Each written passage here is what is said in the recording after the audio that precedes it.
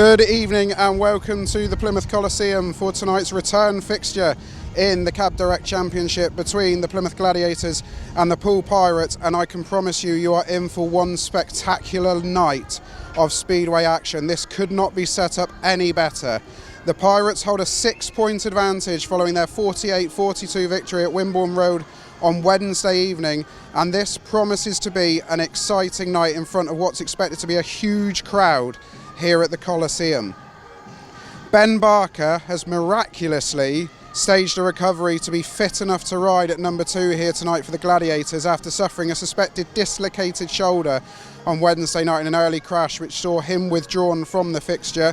New signing Tom Spencer comes into the team as a full-time Gladiator down at number 7. Alfie BOWTELL, having missed out on Wednesday night, is also declared fit. He will take up his rides at 6. The Pirates, well, they're unchanged, as you would expect at this stage of the season. Their task is simple. They just have to get to 43 points tonight. However, they will also know that a win is important, with Glasgow chasing them down for top spot in the championship. You couldn't set it up any better. The weather is glorious, the track is superb, the crowd will be in, they will be loud, they will be noisy. This is going to be some night of action. Let's head down to the pits to get some reaction from the riders and Nigel.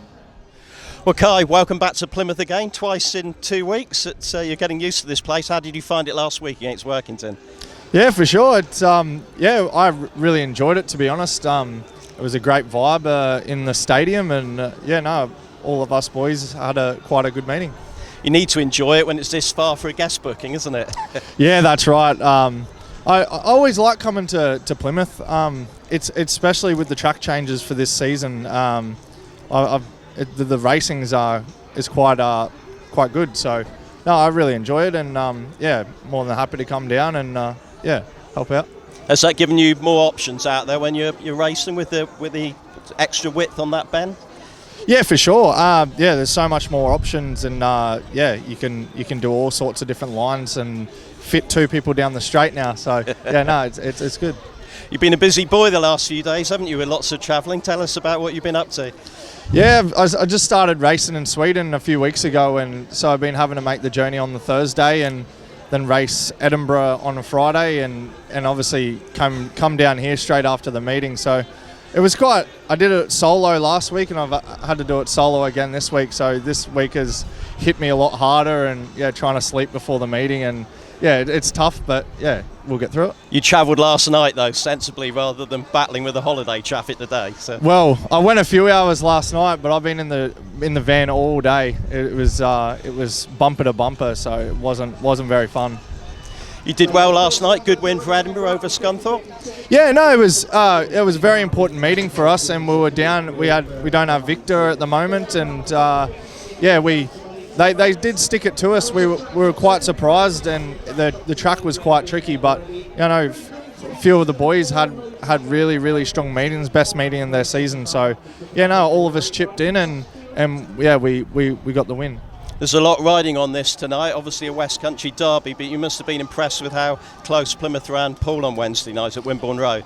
Yeah, for sure. It was very close. When I looked at the updates, I got a bit of a shock, and because they're so strong, and they've always been strong around Poole. So, it's not much of a gap, and anything's possible to get that bonus point. And obviously the bonus is going to be crucial tonight, and of course Edinburgh right in that playoff mix, so you can have a say in all of it, can't you? Yeah, that's right. I always try my best, and whatever happens, happens. Well, wish you all the very best this evening. Yeah, thank you very much. Well, nice sunny Saturday evening down in Devon, a big West Country derby, Poole v Plymouth, and it's all set up very nicely for this evening, isn't it? Yeah, it's almost go time, and we're ready. I think all the boys are fired up for tonight, we need to come away with some points. Are you? I'm sure you would have liked a bigger lead from the home leg on Wednesday night, but that was a tight old battle, wasn't it?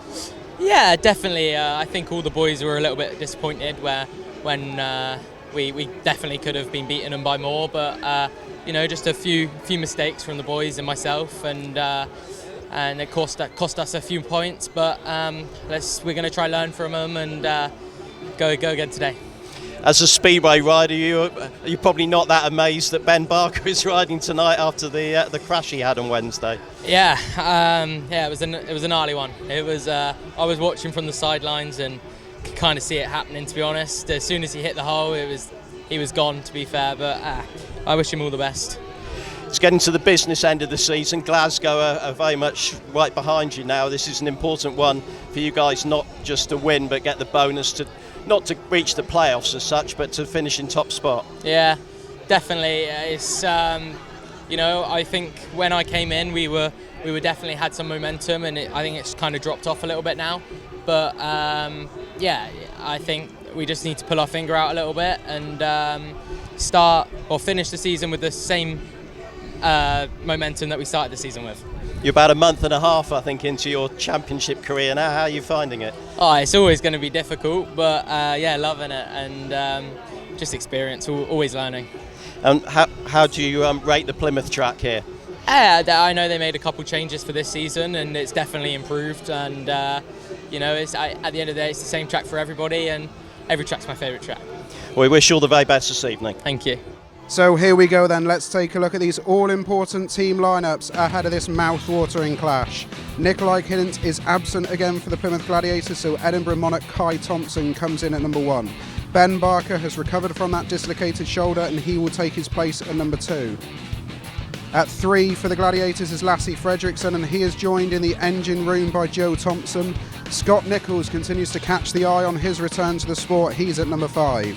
Down at number 6, Alfie BOWTELL has recovered from multiple injuries sustained in grass track racing last weekend. He's at number 6, and at number 7, new signing Tom Spencer makes his full-time debut for the Gladiators, and the team manager is, of course, Garry May. Over in the Pirates camp, it is unchanged, with number 1 Richard Lawson leading the way. He will be joined at number 2 by Tobias THOMSEN, who's caught the eye with some guest bookings for the Gladiators in recent weeks. At number 3, Louis Kerr will be hoping for a change of luck that he's had on the previous 2 visits to the track this season. And at number 4 in captain is Zach Cook. Anders Rowe moves to number 5, and down at the reserve berth, Will Cairns switches to the number 6 position tonight. And down at number 7 is Paul Starke. The Pirates team manager, as always, is Neil MIDDLEDITCH. So without further ado, let's head down into the pits pre-meeting and catch up with Gareth. Good evening, welcome trackside here at the Coliseum. It's Plymouth Gladiators and they are taking on the Poole Pirates this evening. Brilliant racing, of course, earlier in the week on Wednesday. And we've got a cracking crowd. I think, Rob, we're going to start round here. If we have a quick look at this crowd over here, come and show the people at home what they're missing here. Look at this crowd here at the Coliseum, absolutely packed into the place. A huge crowd once again down in Devon, and showing that Speedway is very much alive and well as it stands at the moment. So we have got our Gladiators team over here all together. That's handy, isn't it? They're all together. So I'm going to quickly go and shove this. If there's no one taking pictures, there is someone taking pictures. I don't want a picture of myself, but it's handy to have them all together. Of course, they had a brilliant meeting here last weekend as well. Fantastic racing throughout the night. The racing really has been sublime so far. No one's taking pictures, so I'm just going to grab a word. Right, you're all together. This is handy. Benjamin Barker. You had an eventful Wednesday, didn't you? Eventful Wednesday. Yeah, no, eventful, but team done a good job to hold it close, so we've got to get a bonus winner. Yeah, you're obviously desperate to ride tonight. Yeah, of course. Always. And no ill feelings, you're all good to go? We'll tell you after. Yeah, good stuff. That's as good as anything. Okay, right, let's go and have a look at this. Here's another man I saw at the weekend, actually. Have a bit of an accident, but he's back. Alfie, feeling good? Yeah, brand new. Yeah, brand new. And yeah, obviously you missed Wednesday night. I must be gutted about that, but the boys did a decent job, didn't they? Yeah, no, they've done well to keep it within like the 6 points. So yeah, still got a job on our hands to do tonight, and see how we go. And you've got obviously you're down at number 6, and you've got Paul Starke and William Cairns, but you must feel confident given the fact that you're beating a lot of the other riders in the main body of the team as well. Yeah, definitely. Just try not to look who I'm against and treat them all the same, basically. So yeah, we'll see how we go. Some good starts, hopefully, and away we go. Yeah, that is your calling card, Alfie. So good starts will be good. Now I think they're trying to take pictures here, Alfie. Is that what the plan is? I don't really know. We got with a mascot, so I think we're waiting for him to get off the track. Actually, I think he's riding at the minute. Oh, fair enough. Yeah, I think he had an accident actually. He's got good start. Oh, right. I didn't know that. There's a bit of that about, but yeah. So we'll try and grab a few others here. Perhaps we'll grab the boss over here quickly before they're waiting for the mascot to come in. Gary, quick chat with you, if you don't mind. Yeah, good night, big night this tonight, big crowd in. It's all shaping up nicely. Yeah, big crowd in, and hopefully, Poole's always a good side, it'll be a tremendous match tonight. It's very close down there, and we just got to try and finish the job off here, but it's going to be hard, Poole are a very good side. This rivalry with Poole that Plymouth have had over the last few years, it's been really open this season. I mean, it's been some tremendous racing, hasn't it? They've been down here, of course, a few times already, and it's always been open. Yeah, it's been open this year. We've beaten them twice down here already. It'd be nice to do the third time there, but yeah, I know. I get on. I live in Poole, so I see their supporters all the time. And we just have a bit of banter. It's lovely. But no, it's really good. Good stuff. And so this evening, of course, it's 48-42 at the moment as we go into it. So well within that bonus point this evening. Hopefully, that's what I'm looking for, to give us 3 points tonight, push us up the league. So that's the plan. Excellent. Well, good luck, Gary. They are in your capable hands as always. So now the mascot has arrived. I don't actually think that is the one that had the accident, but you can see here that the team are having this. He's going to remember that. But one of the kids did have an accident just now out on the track. I think he's okay. He got carried back, but he's presumed by his dad. But this family atmosphere down here at the Coliseum is definitely very strong. There's a lot of families in. Obviously, it's the summer, so there's a lot of kids in as well. And it's all looking very, very good. I'm just wondering if I can catch Rob's eye. Of course, he's filming what's going on here. But we'll grab some of these pirates, I think. Rob, shall we? Before they all go out, let's have a quick word here with Louis Kerr. Before you go out, you're literally just about to go out, aren't you? But yeah, it's obviously this Plymouth Poole rivalry, and you've been heavily involved this year. So yeah, looking forward to tonight. I am. I don't mind this little place. So yeah, we'll give it a good go, mate. And on Wednesday night, obviously, it's closed it up nicely, hasn't it? Yeah, it has. It's going to be another close meeting, hopefully, and hopefully the Pirates take it.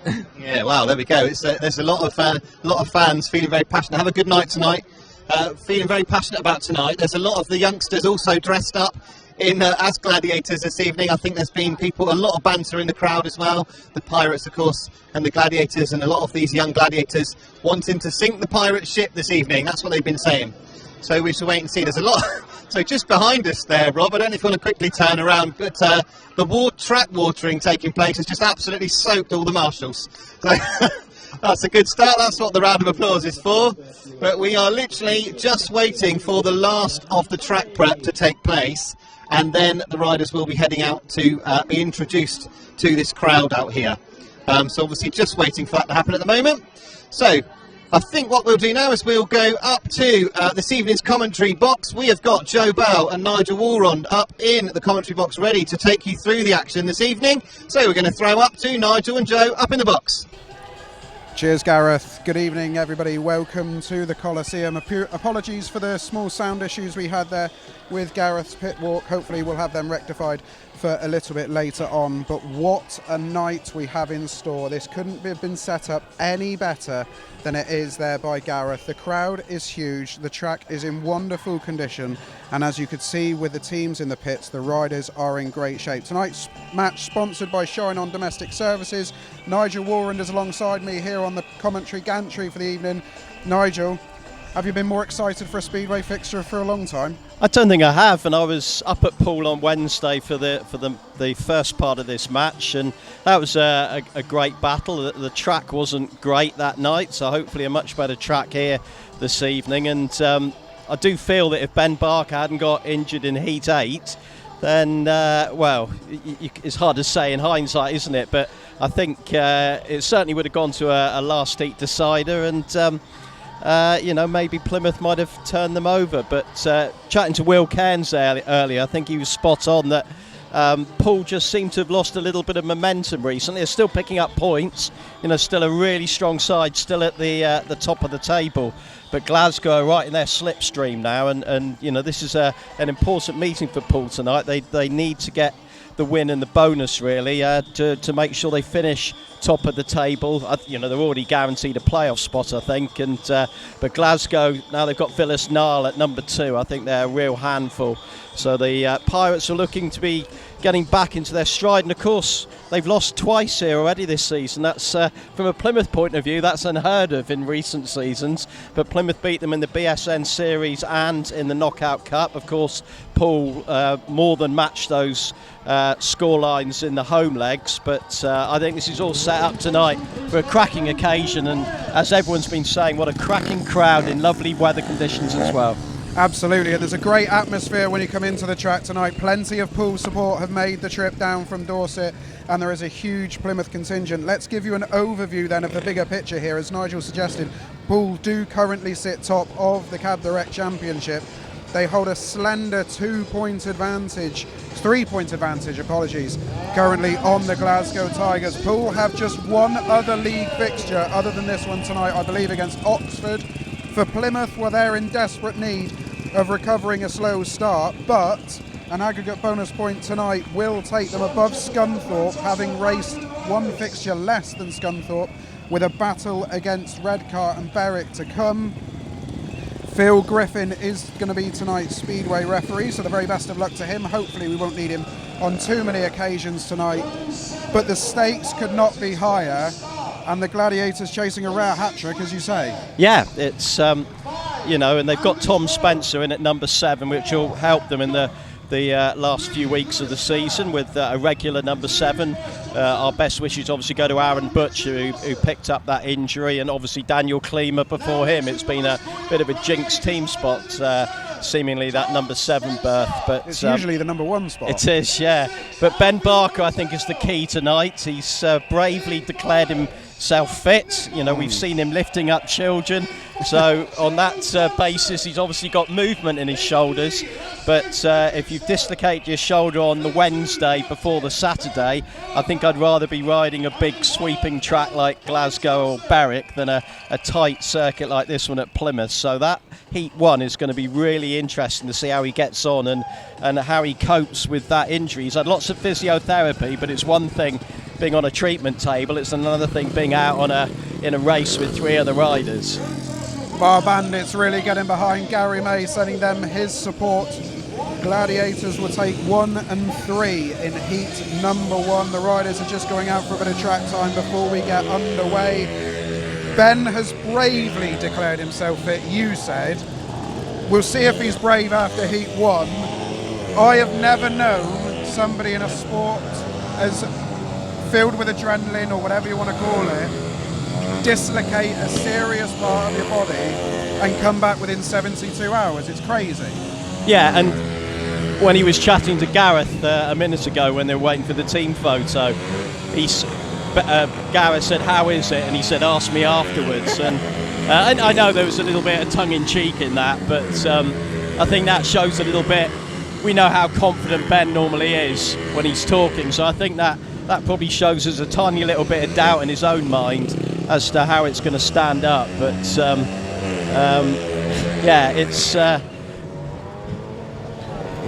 was just waiting to see how much track time he had. He had 1 practice. Well, that's not good because he just walked in and he's clutching his right shoulder and he's in a lot of pain already.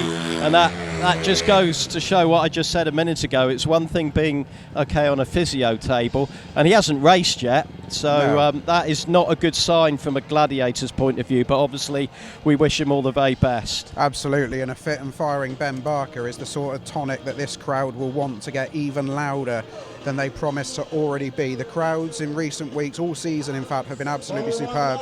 They've been loud, it's been a hostile venue to come to, which we don't usually get in Speedway.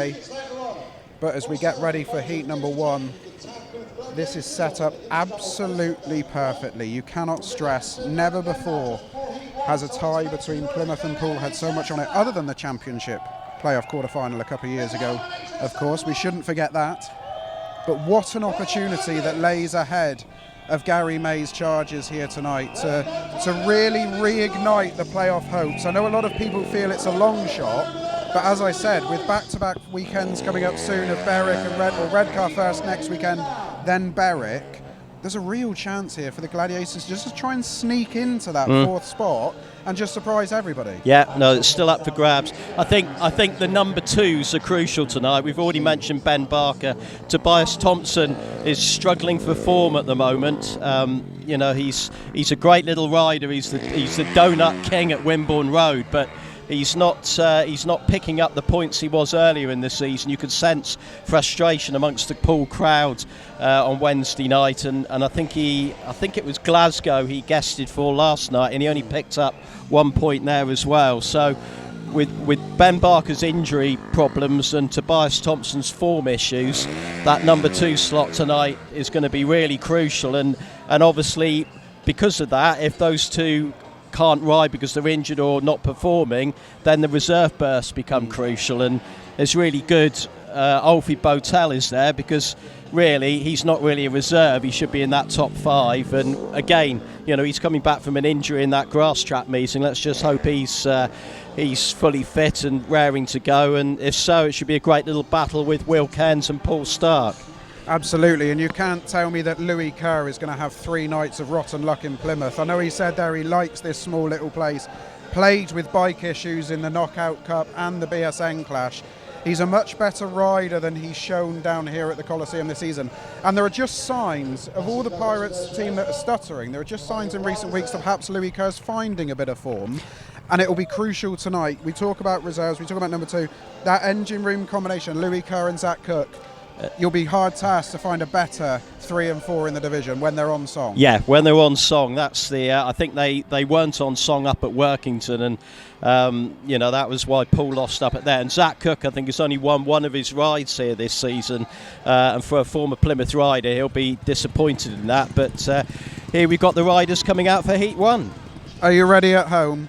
Because we're all ready here at the Coliseum. The 2 minutes have been put on for heat number 1. If you're make sure you are sitting comfortably at home. Get yourself a cup of tea, a glass of water, something stronger if you feel you need it. Sit back and enjoy what is set to be 15, maybe more, heats of pure adrenaline and pure excitement here at the Coliseum. It's been full of it all season, and tonight promises to be no different. Richard Lawson straight to the tapes, straight to work on his outside berth. Ben Barker slowly and steadily makes his way round. All eyes will be on him. We do have some red lights. I don't know whether they're being tested or the referees forgot to switch them off, but that's one thing that's caught the eye straight away. We'll give you the Heat 1 lineup. Off the inside in blue is that man in Ben Barker, and we are going to have a delay. The riders are being sent back towards the pits. Not sure what the delay is. Phil Griffin wants to build the tension. They haven't noticed. Now they are being told Richard Lawson wants to see where the green light is, so they're being sent That's back. interesting. So whatever the issue is, it's obviously not a small issue, because otherwise you just say, I'll just wait at the start line for 30 seconds and we'll get it sorted. But as you spotted well there, the lights are on. Apart from the announcement to go back to the pits, we've not been given a reason as to why the red light is on. So I can't see anything around the track that would cause that. We're stood on where our commentary position is here at the Coliseum. Is there are the riders and the team managers stand to the left of us here, and there are quite a few confused faces looking around to see what the delay is. We are going to. We're waiting for a paramedic after the incident with the youngster earlier on. Hopefully they are. Yeah, they're okay. back on. I think they've just walked back out onto the centre green. Yeah. So that was the issue. So quite right that we do wait for that. So we have a new 2-minute time allowance set for heat number 1. Let's just give you a little update from elsewhere. There is one other important clash going on in the Cav Direct Championship, with Workington having to make up fixtures that they lost through their issues in July. They are hosting Oxford this evening, and they've got through 11 heats up there in Cumbria, and it is 33 apiece. Wow. Between Workington and the Oxford Cheetahs. with Sam Masters leading the way so far after his 3 rides with 8 points. So that's nail-biting there. I suspect we're in for a nail-biting evening here in Devon as well. That's big for Oxford, that meeting, because Absolutely. they're in and around that 4th and 5th place, and they can get an away win at Workington, who they've, you know, they're very hit and miss, Workington. They've pulled off some fantastic results and some not so good ones. So they've got matches in hand as well, so they could climb up the table. But yeah, big night for Oxford. Ben Barker gets a little bit extra track time on his way round to the start here.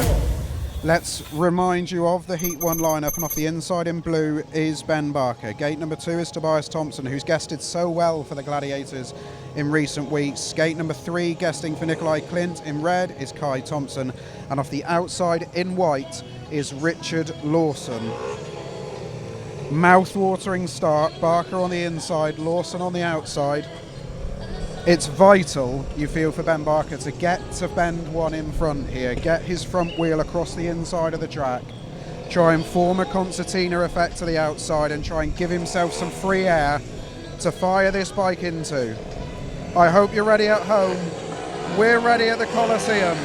15 huge heats of Speedway. The green light is on, it's a long hold and they're sent on their way.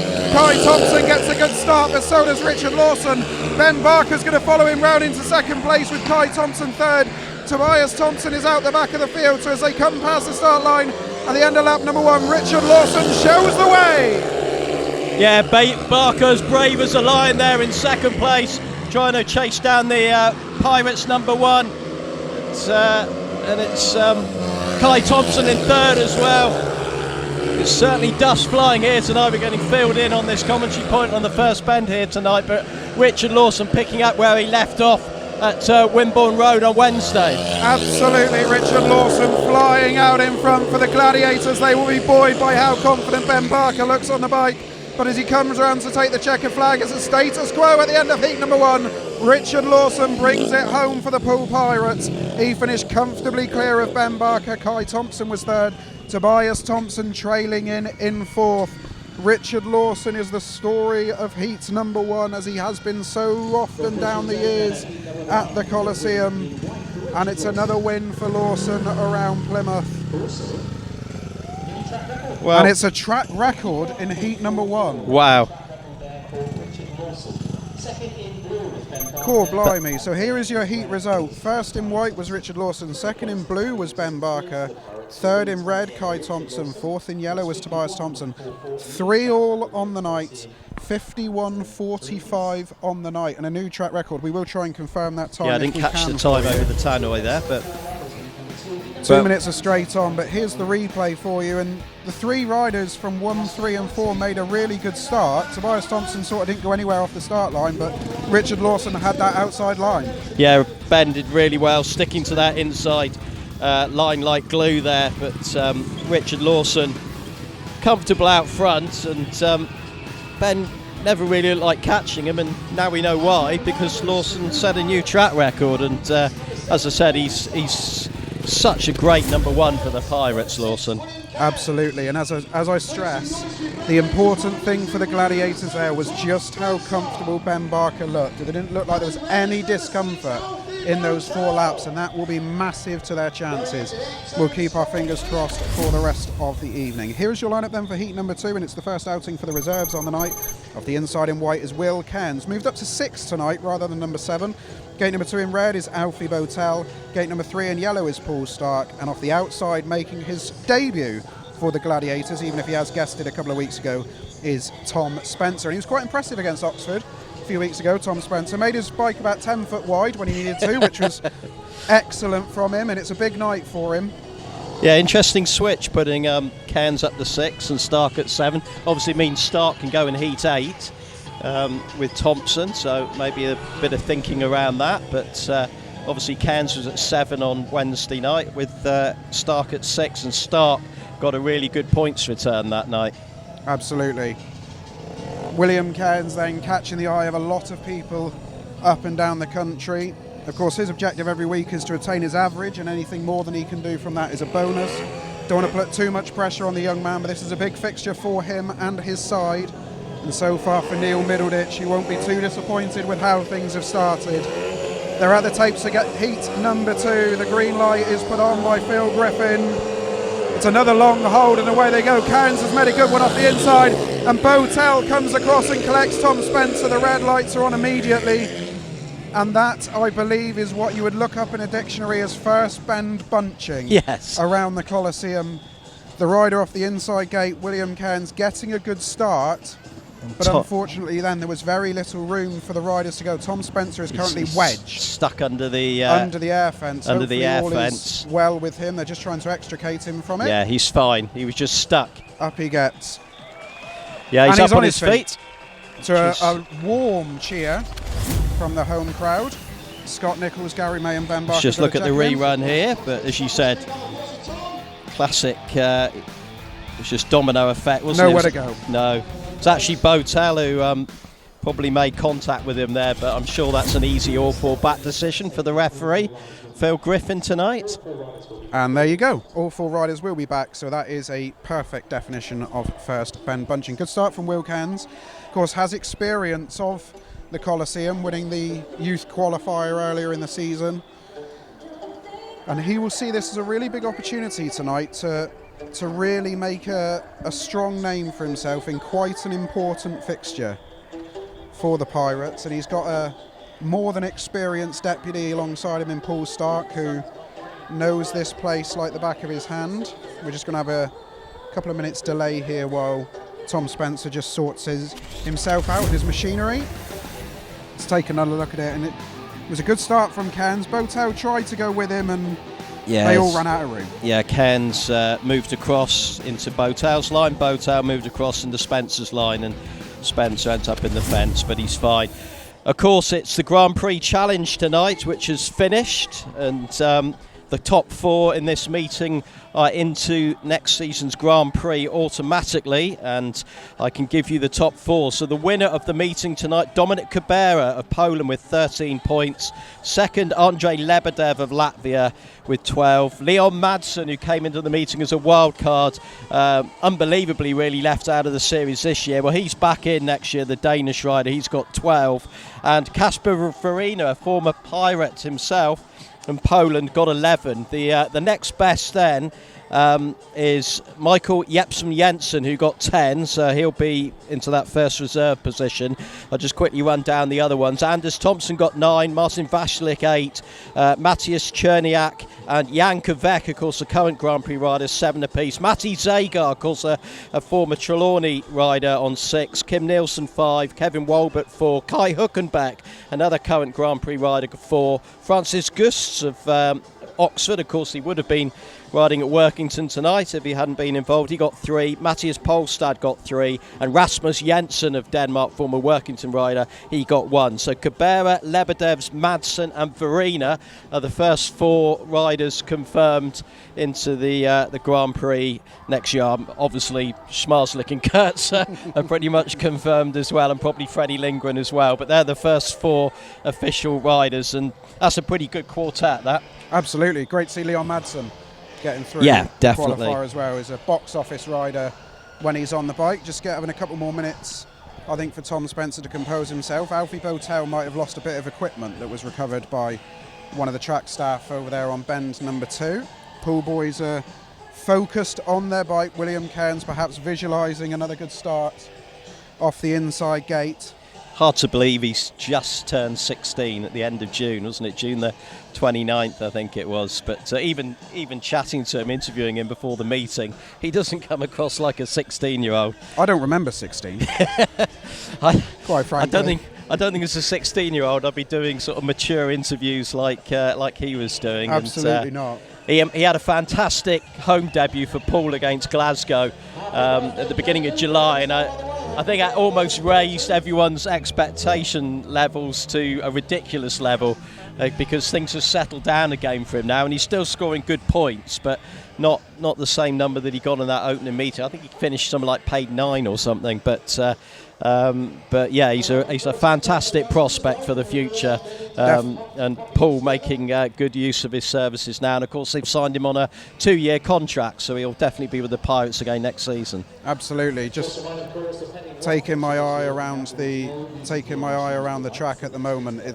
It is rammed here at the Coliseum tonight. We are one man down on our team this evening. Unfortunately, Paul, who's usually our roving cameraman and all-round runner, if you like, with his camera, he's unfortunately unwell this evening, so we send all our best wishes to him, and hopefully we'll see him down here at the Coliseum in a week's time. More on that later on, because we still have 14 massive heats in front of us, and the 2-minute time allowance has now been put on.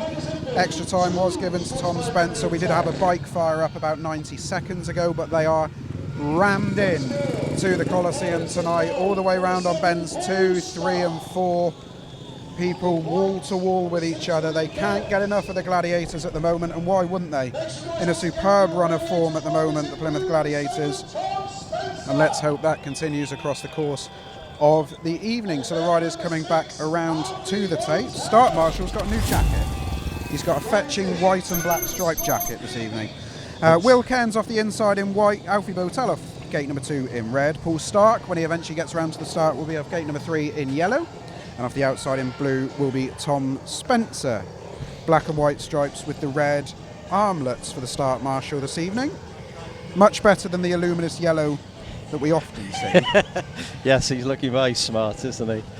I don't think the hopefully the floodlights won't be needed tonight. It is a gorgeous evening. It is. It's here in Devon. The sun's just potentially about to start dropping down behind the trees, which will be fine. That's going to be key tonight, getting enough water into the track as the meeting goes on. Obviously. And us. Yeah, it got well watered before the meeting started, but already early on a bit of dust flying around, so I'm sure Mark Phillips will be on top of that as the evening progresses. Mark hates dust, as a lot of the regular viewers to Gladiators TV will know, so he will be hot on that as best he can. Start Marshall calls them forward. Tom Spencer will be the last one into line off the outside gate number 4, which has seen a win tonight, which is more than it did on my last visit to the Coliseum. But the green light is on for heat number 2. Tapes rise and away they go. It's another good one from William Cairns, and Paul Starke follows him through around the outside. He caught Alfie BOWTELL napping. Now Alfie's going to try and go around the outside on bends 3 and 4. Can Paul Starke hold it on the inside? Alfie tries it, doesn't quite make it. The Pirates on a maximum.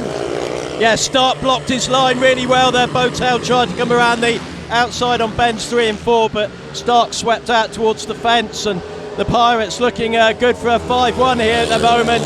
Sadly, Tom Spencer tailed off at the back, but it'll take him a while to get used to this track. But Will Cairns, what a star he is, 16 years of age and riding out front, looking brilliant. Looking just as stylish as Richard Lawson did in heat number 1. Neil MIDDLEDITCH's wishes are going to come true in heat number 2.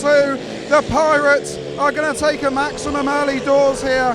It's a 5-1 to Poole. William Cairns followed home by Paul Starke. Alfie BOWTELL in 3rd. Tom Spencer with a few bike gremlins back in 4th. It didn't seem like the bike was working to how he liked early on in that heat. Hopefully there'll be better to come from him, but it's a dream result for Poole.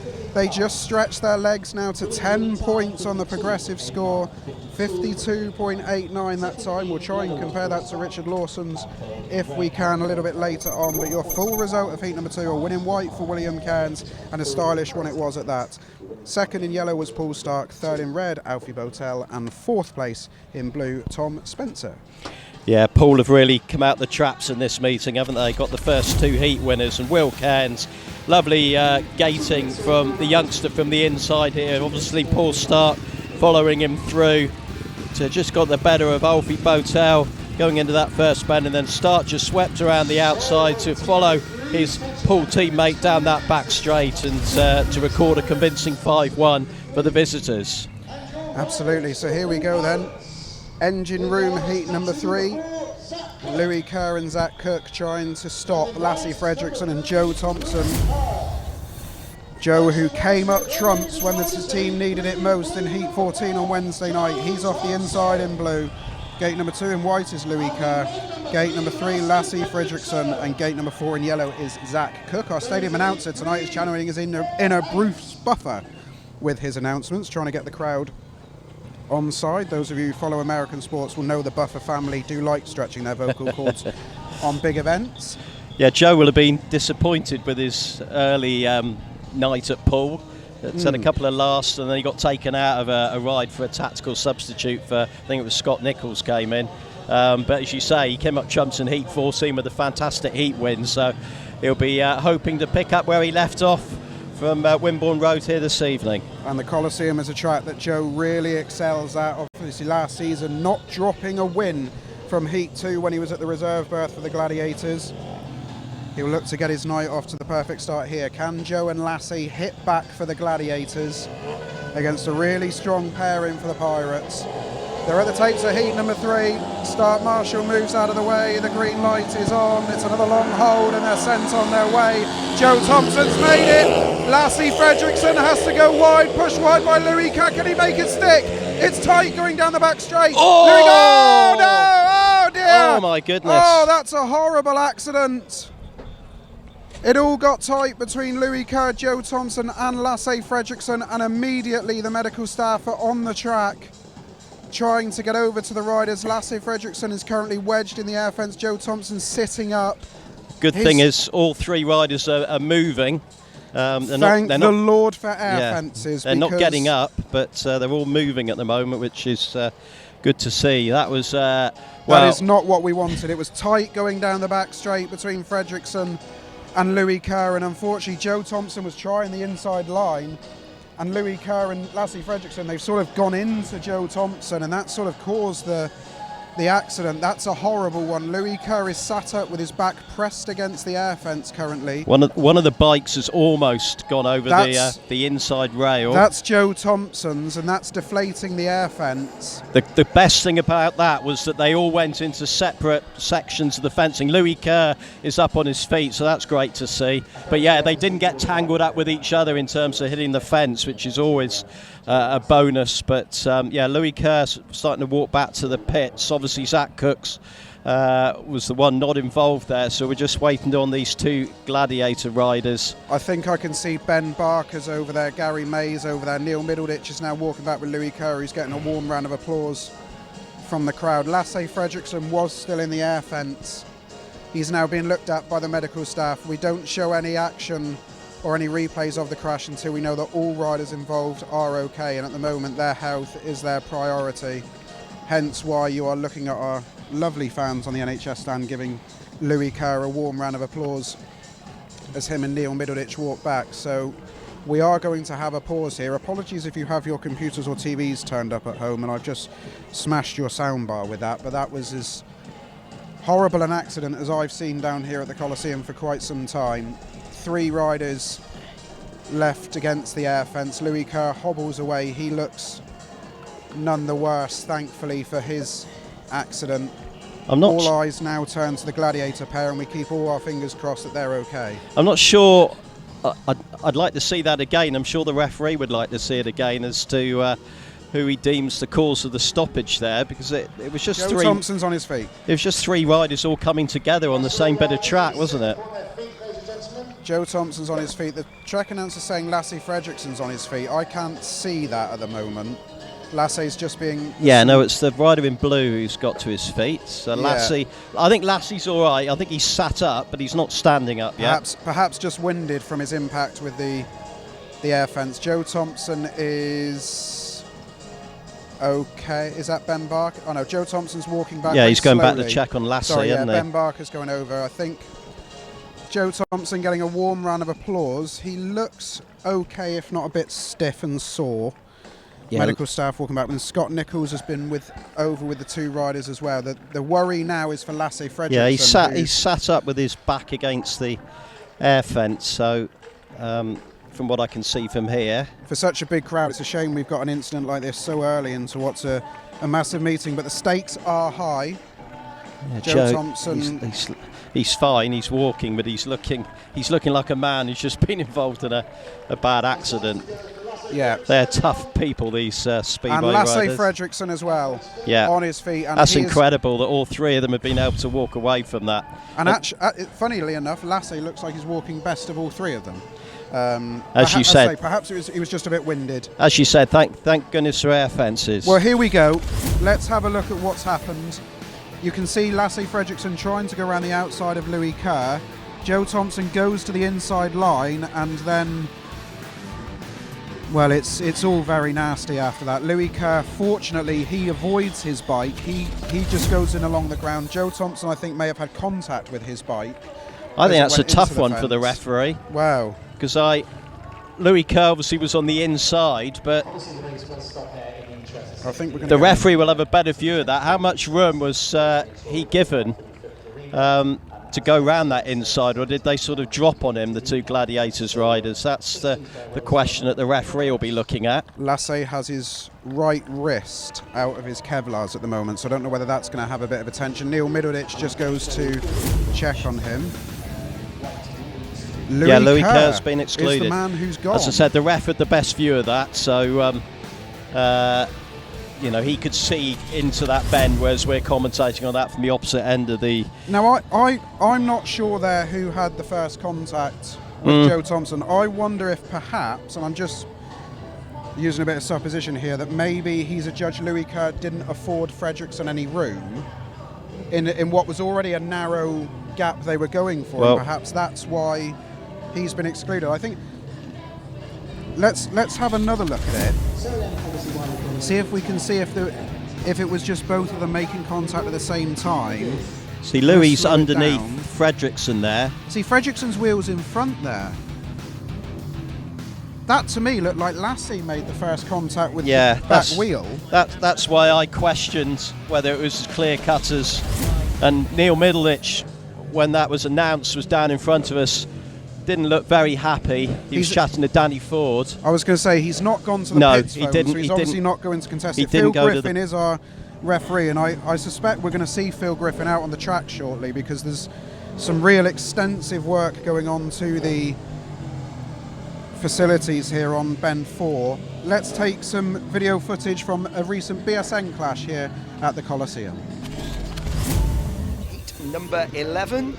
Sponsored by Agilia, your major infrastructure partners, with Troy Batchelor on the inside in white. Next to him in red, Gate 2, Scott Nicholls, recent signing for Plymouth. Ben Trigger is the man in yellow as a rider replacement for Fraser Bowes, and Kye Ward takes the place of Alfie BOWTELL in blue, and he is on the outside. He's only had 2 rides so far, so might be a bit cold, but he certainly gets the jump there over Scott Nicholls, and it's the Workington pairing that just lead going into it, but Scott Nicholls coming into the picture and into the frame and into second place, diving under Ben Trigger, but Ben Trigger trying to get him back as they cross for lap 2, but no doubt about the leader right now, Troy Batchelor, the Workington skipper. Yeah, Batchelor's out in front, but look at Scotty Nicholls here. He's trying to chase that high line. Trigger's not too off the pace in third position here, but Scotty Nicholls trying the outside. He's reeling the fence there, getting a load of speed off the corner. Can he make the pass here in turns 3 and 4? Yeah, we've certainly got a race on as they come around for the final lap. Scott Nicholls all over Troy Batchelor's back wheel. Can he get himself in the dirt? Gets a bit of a kick there down the back straight. He's going to get him. He's certainly left a bit of room as Troy Batchelor, but it's a race to the line. A straight match race to the line. Oh, Nicholls got him. Wow. Nicholls got him right on the line. What a race. Scott Nicholls, welcome back to Speedway. That was superb. If he's got it, here we look back at it again. What a turn here, full commitment here from Scott Nicholls. Batchelor riding the race, probably thinks he's got it as they run down to the line.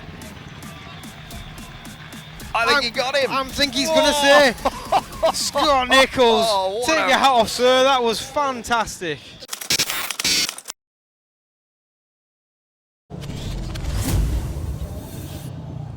That footage brought to us by BSN, and we're very grateful to them for access to those replays. I think Troy Batchelor is still staggering around trying to find somebody to report a robbery there. If anybody had any doubts about the fire left in Scott Nicholls' belly, you've just seen that replay and you've shown it. He's been such a good addition to the Gladiators, isn't he? He has, yeah. I was driving back from the northeast last week with a meeting going on, and obviously I was concentrating on the road, but my son had the live stream on his phone alongside me, so I was listening to the meeting all the way home, and that was fabulous to listen to coming down the M6 last week. Got a bit of fence repairing going on here. There's at least 2 panels, I think, that one I think is just being reflated, and the other one I think is being completely changed. Yeah, I think what we've got now is the air fence has to be deflated so we can replace some panels. Meanwhile, going on behind that, the boards directly behind the air fence need some work, as will the fence. So I don't think we're in for a short delay. So stick with us here on Gladiators TV. You're about to hear plenty from me and Nigel, which is, don't know whether that's good or bad for them, Nigel, to be honest with you. It's been a bit of a resurgence from the Gladiators in recent weeks, isn't it? Obviously, the addition of Scott Nicholls has helped, but good performance on the road at Poole. There was an equally good performance on the road at Oxford as well. And not only that, back-to-back wins in the championship here at home has just given everybody that sense of belief. And we can see it here tonight that the city has come out and supported a team that there's a genuine belief that they can still creep into the playoffs. And before we hear from Nigel on that, let's head down to the pits and see if Gareth can get us an update on the riders who are injured. Yeah, thanks Joe, and sorry Nigel to cut across you, but yeah, we've come on down to see what's going on down here. Obviously a horrendous looking incident up there on bends 3 and 4. We'll see if we can spot who any of these guys that are involved, or any of their thoughts really. I can see that Louis Kerr's over there getting himself sorted, but I think perhaps the riders want to be left alone, although Joe Thompson is up and about over here, so we'll see if Joe wants to have a quick chat with us. I'm sure he'll understand if he doesn't. Whoops, sorry Mark. That's alright. Joe, do you mind having a quick chat? Of course I can, mate. Yeah, of course I can. Yeah, no worries. Yeah, that's fair enough, Ben, isn't it? You had a decent ride though, first time out, second place. Nice to get on the bike and yeah, get on with it. Yeah, that's it. You know, that's what we're here to do. Got our backs against the wall already, really. You know, we last had a big one there. Well, it was a crazy accident, really, but it's the boys have walked away, which is the main thing. But it's not nice to see them get hurt in any shape or form. No, it was a horrifying looking accident, and but I mean, we're just looking around for Lasse. Obviously, we can see Joe getting himself ready here. Is Lasse about as well? Is he feeling all right? I'm not sure. I think he's got a bit of a problem with his hand, but we'll see. And you know, we've made it tough stuff, but sometimes you can't carry on, and 2 minutes are on, so got to go. Well, it sounds like we're ready to go. So the 2 minute time is on, so I think we probably need to head back up to Joe and Nigel.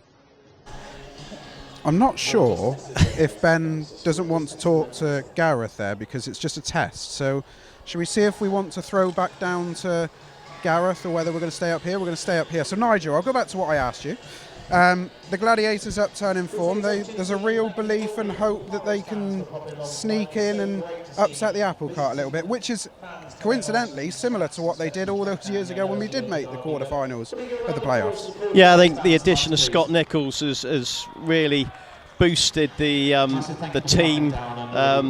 You know, it's just brought a whole buzz to the club. Not saying there wasn't a buzz before, but it's given an extra buzz to the club. And even though it's taken Scott a little while in some meetings to get back to his usual brilliant self, I think we saw at Poole on Wednesday that Mr. Nicholls is firing on all cylinders again after his return from a lengthy injury, similar in a way to the injury, obviously not as you know, the injury that Ben Barker got. That was Scott Nicholls picking at that injury in the playoff final last year, Poole v Oxford, but obviously he tore loads of ligaments and other damage as well, so it was a lot more serious.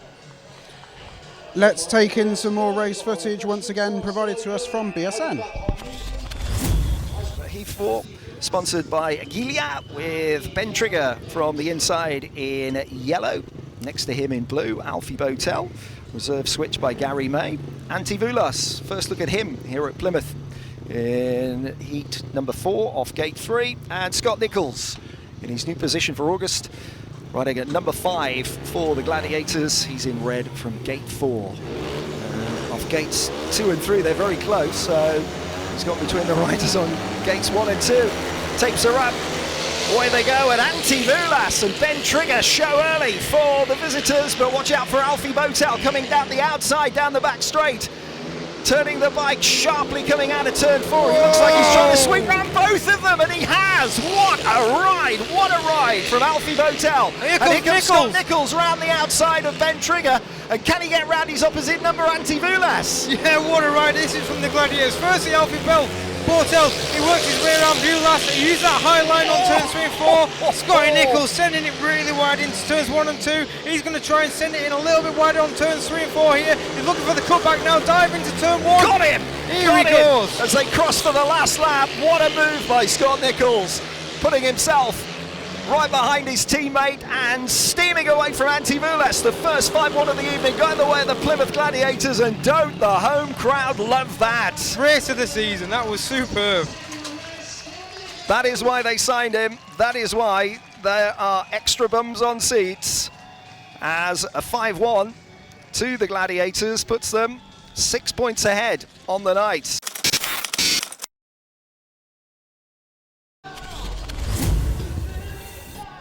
And once again, huge thank you to BSN for access to that replay footage. I'm delighted to say I've been joined on the commentary podium now by Gareth. We've not kicked Nigel out of the way, we just got Gareth up here.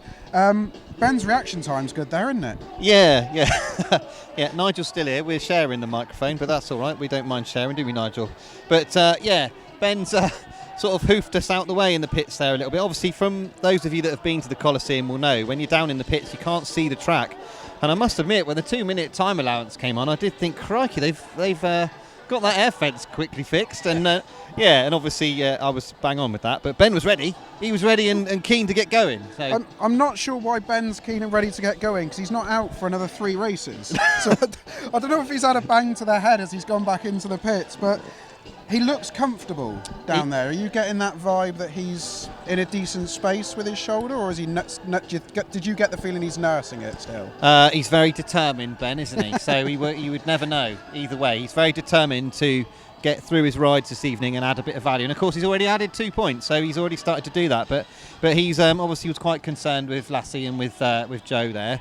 But I know that Ben is such a gritty rider, even if he is hurt, and he wouldn't let us know. So, yeah, so you can never really know. You never really can tell. But yeah, he was keen to get going. But I don't really know what's happened there with him trying to come out for the next race when it was 2 minutes. I think Ben knows he's pretty media savvy. Is Ben Barker these days? Of course, he's joined us a few times, Nigel, hasn't he? So I think he probably used that as a great tactic to get himself out of having to answer any difficult questions from me. Well, we are going to get Ben Barker later on. If he was trying to get out of an interview, we are going to get him. There's the Never in Doubt corner. Poole fans who've made the trip down from Dorset, very welcome to the Coliseum. There's plenty of you watching along at home, I'm sure. We'll let Gareth go back on, see what he can find out for us from the pits area, see what information he can dig out on the well-being of Louis Kerr and on Joe Thompson as well. There's the Bar Bandits. They're in very good voice tonight with their fetching Garry May's Barmy Army shirts on. They still don't sell any ice creams, but they're stood in good spirits. We've got a collection of families stood down here by the pit gate, so I'm not sure if there's some sort of... there's some photo opportunities going on with a Speedway bike. Barry Bishop, the team manager for the Centurions, is firmly in charge of that. Just taking a look at this crowd here as Rob the cameraman moves it round to bend 1. You can really see I can't remember a crowd like this down here at the Coliseum for many a year, and it really is great to see. We did see Zach Cook is stood at the pit gate at the moment, and the one thing we haven't talked about here is Zach Cook unfortunately had the best view of all of that crash. Yeah. He witnessed it all in front of him. Penny for his thoughts right now. Yeah, as I said, the referee had the best view of that, or much better than the view we had. So you need a front-on view really to see what happened with Louis Kerr then, the 2 Gladiators outside him. But as I said, Neil MIDDLEDITCH wasn't happy, but not so unhappy that he was going to protest to the referee. I'm sure he's long in the tooth. He knows that rarely achieves anything. Just talking about the pit gate, Scott Nicholls down there. It's almost 7:45 and he hasn't even had a race yet. So Scotty is I'm sure he's taking it all in and looking at what's going on the track. But let's take in some more recent race footage from here at the Coliseum, and then we'll get you a fence update. 15, you can see in there in white off gate number 1 is Luke Harrison, and red off gate number 2 Joe Thompson. In yellow off gate number 3 Jody Scott, and off the outside in gate 4 in blue is Ben Trigger. See riders ready. Here we go. Beautiful. Great start there from the Centurions. Joe Thompson getting over the top of Luke Harrison. Oh, a little bit of bother there. You can see Ben Trigger just holding in the second with Jody Scott. Looks like Luke Harrison's broke down again. Jody Scott now giving chase to Ben Trigger, but currently the Centurions on a 5-1. You can see Jody is giving a hard chase to Ben though. See that line's moved out a little bit further now. Joe just riding on the edge of that dirt line just to give him maximum traction around the track. Ben opting to go a little bit tighter. Jody Scott's pushing him here. See Jody Scott still pushing hard there in third place. Still pushing there to the last bend. It's not going to be enough tonight though for the Kingsland Young Stars. With the Centurions just hanging on for the 5-1. What a meeting. Well, congratulations to the Plymouth Centurions. 100%. I mean, if you had said that result at the beginning of the meeting, I maybe would have doubted it a little bit.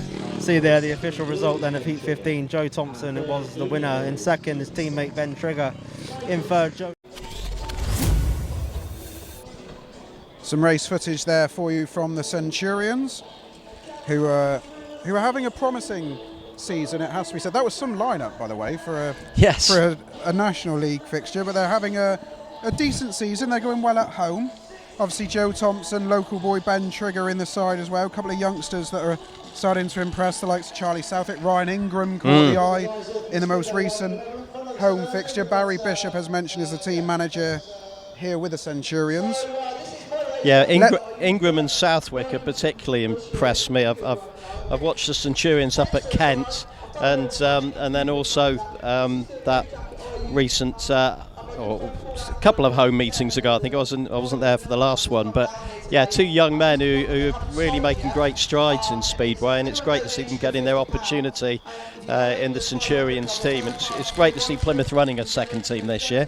Absolutely, they're trying to generate like a feeder team, aren't they? So they have their own source of guests that they can use for the championship side when needed. I don't know where the winds come from. The winds picked up here at the Coliseum out of nowhere as the sun dips below the trees. The news we have that they're working very hard on the fence as we take a look at the starting area. Some fresh whitewash has been put down for when we do get back underway, and fingers crossed that the guys manage to get the fence fixed and we can get on with the action. Let's head down to the pits area and let's see if Gareth can get us some more updates on some riders. Yeah, back down here, let's see if we can not get hoofed out this time, shall we?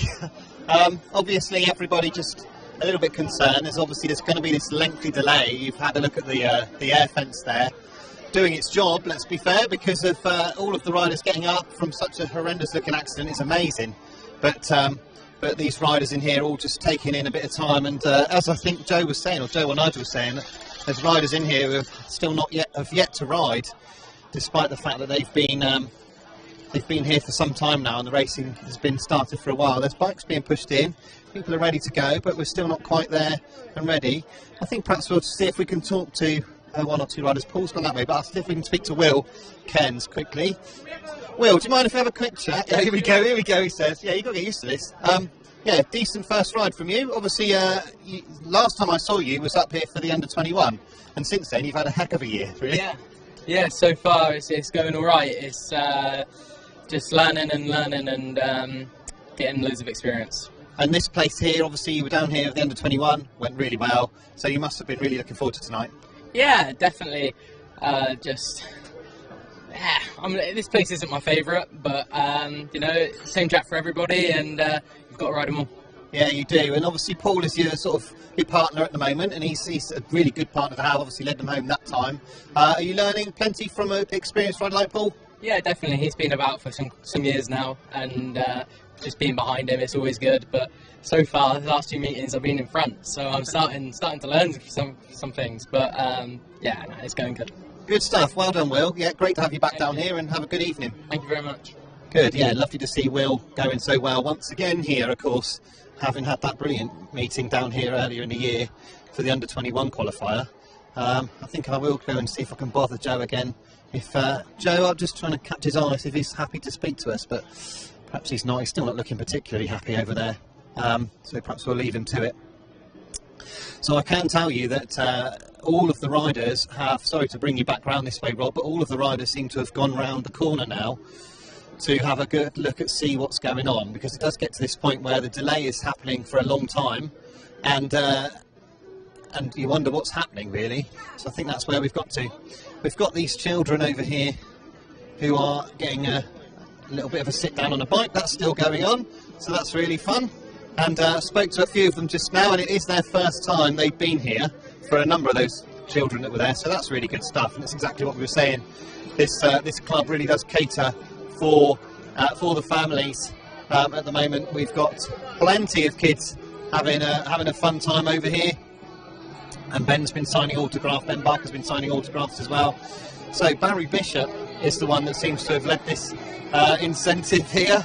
Barry, of course, the Centurions manager, and certainly making sure that people have got something to do, or the kids have got something to do while we have this delay. I'll just have a quick look whilst Rob is filming what's going on there. I'll have a quick look. There still looks like we've got several of the fence panels not inflated, so this is still quite a big problem here at the moment. But obviously the PA is saying right now that we obviously cannot run until that is absolutely perfectly fixed, and at the moment it isn't, so we do have to just wait for a little while. I'm just going to see if I can walk quickly back into here and see if we can grab hold of Paul Starke. In fact, he is over here. I'm going to see if I can speak to Paul quickly, because Paul's always worth a chat. Paul, do you mind if I come and break up your... He said, here you go as well. What's good? Yeah, that's how you start an evening, with a win. Yeah, you know, it's a good start, so just try and keep it going now, and hopefully they can sort everything out on the track and we can get going again. Yeah, did you see the incident? I didn't. I heard it, but yeah, you know, I think most of the boys are okay. I think the one lad's maybe broke some bones in his hand or something, so... But yeah, it could have been a lot worse than it was. Yeah, and obviously the air fence doing its job, but that seems to be the thing that's taken the brunt of it at the moment. It is. I think there's a few issues with zipping the bags together. You know, they're out there now trying to sort it out, so hopefully they can get it all sorted and we can get back at it. Yeah, well, so I was talking to Will Cairns just now. Obviously he's benefited from yourself being his reserve team, his partner, so he's learned plenty from you. It's obviously been quite cool for you as well the last couple of weeks, having a 16-year-old to look after. Yeah, you know, it's good. You know, he's a lot of potential. He's a really good kid, and he's keen and willing, and you know, he's got good people around him as well. So yeah, it's good to see. And if I can be it's good to see, you know, and yeah, if I can be a part of that and help him along the way, then you know, that's what I'm here to do. Yeah, it's great to see, Paul. It doesn't seem long ago you were doing it, to be honest, and your dad had to sell the sidecar, so you could go racing. Yeah, that's it. Yeah, it was a bit safer, to be honest, him off a bike. So yeah, but yeah, exactly. Yeah. So yeah, it's all good fun. You know, we're going to give it a go, and hopefully we can go ahead and we can come away with the points we need. Yeah, let's hope so. Well done, Paul. Yeah, great first win. And yeah, good to... All right, Tony. Tony's busy down there. He's done all the hard work so that Paul can go racing. So let's have a look what it's looking like over here now, shall we, Rob? Let's see what the progress is like over here. We've still got the same issue, really. So we've got Scotty Nicholls now being interviewed in the middle of the circuit, but as you can see, that air fence is still needing an awful lot of TLC at this point. So we have got this delay. We do apologise. Obviously, this sort of thing cannot be helped. You all saw, I'm sure, the incident, and we've looked at replays of it, and it was really quite a scary one, but can't be helped, and we certainly won't go racing until we have absolutely got this fixed.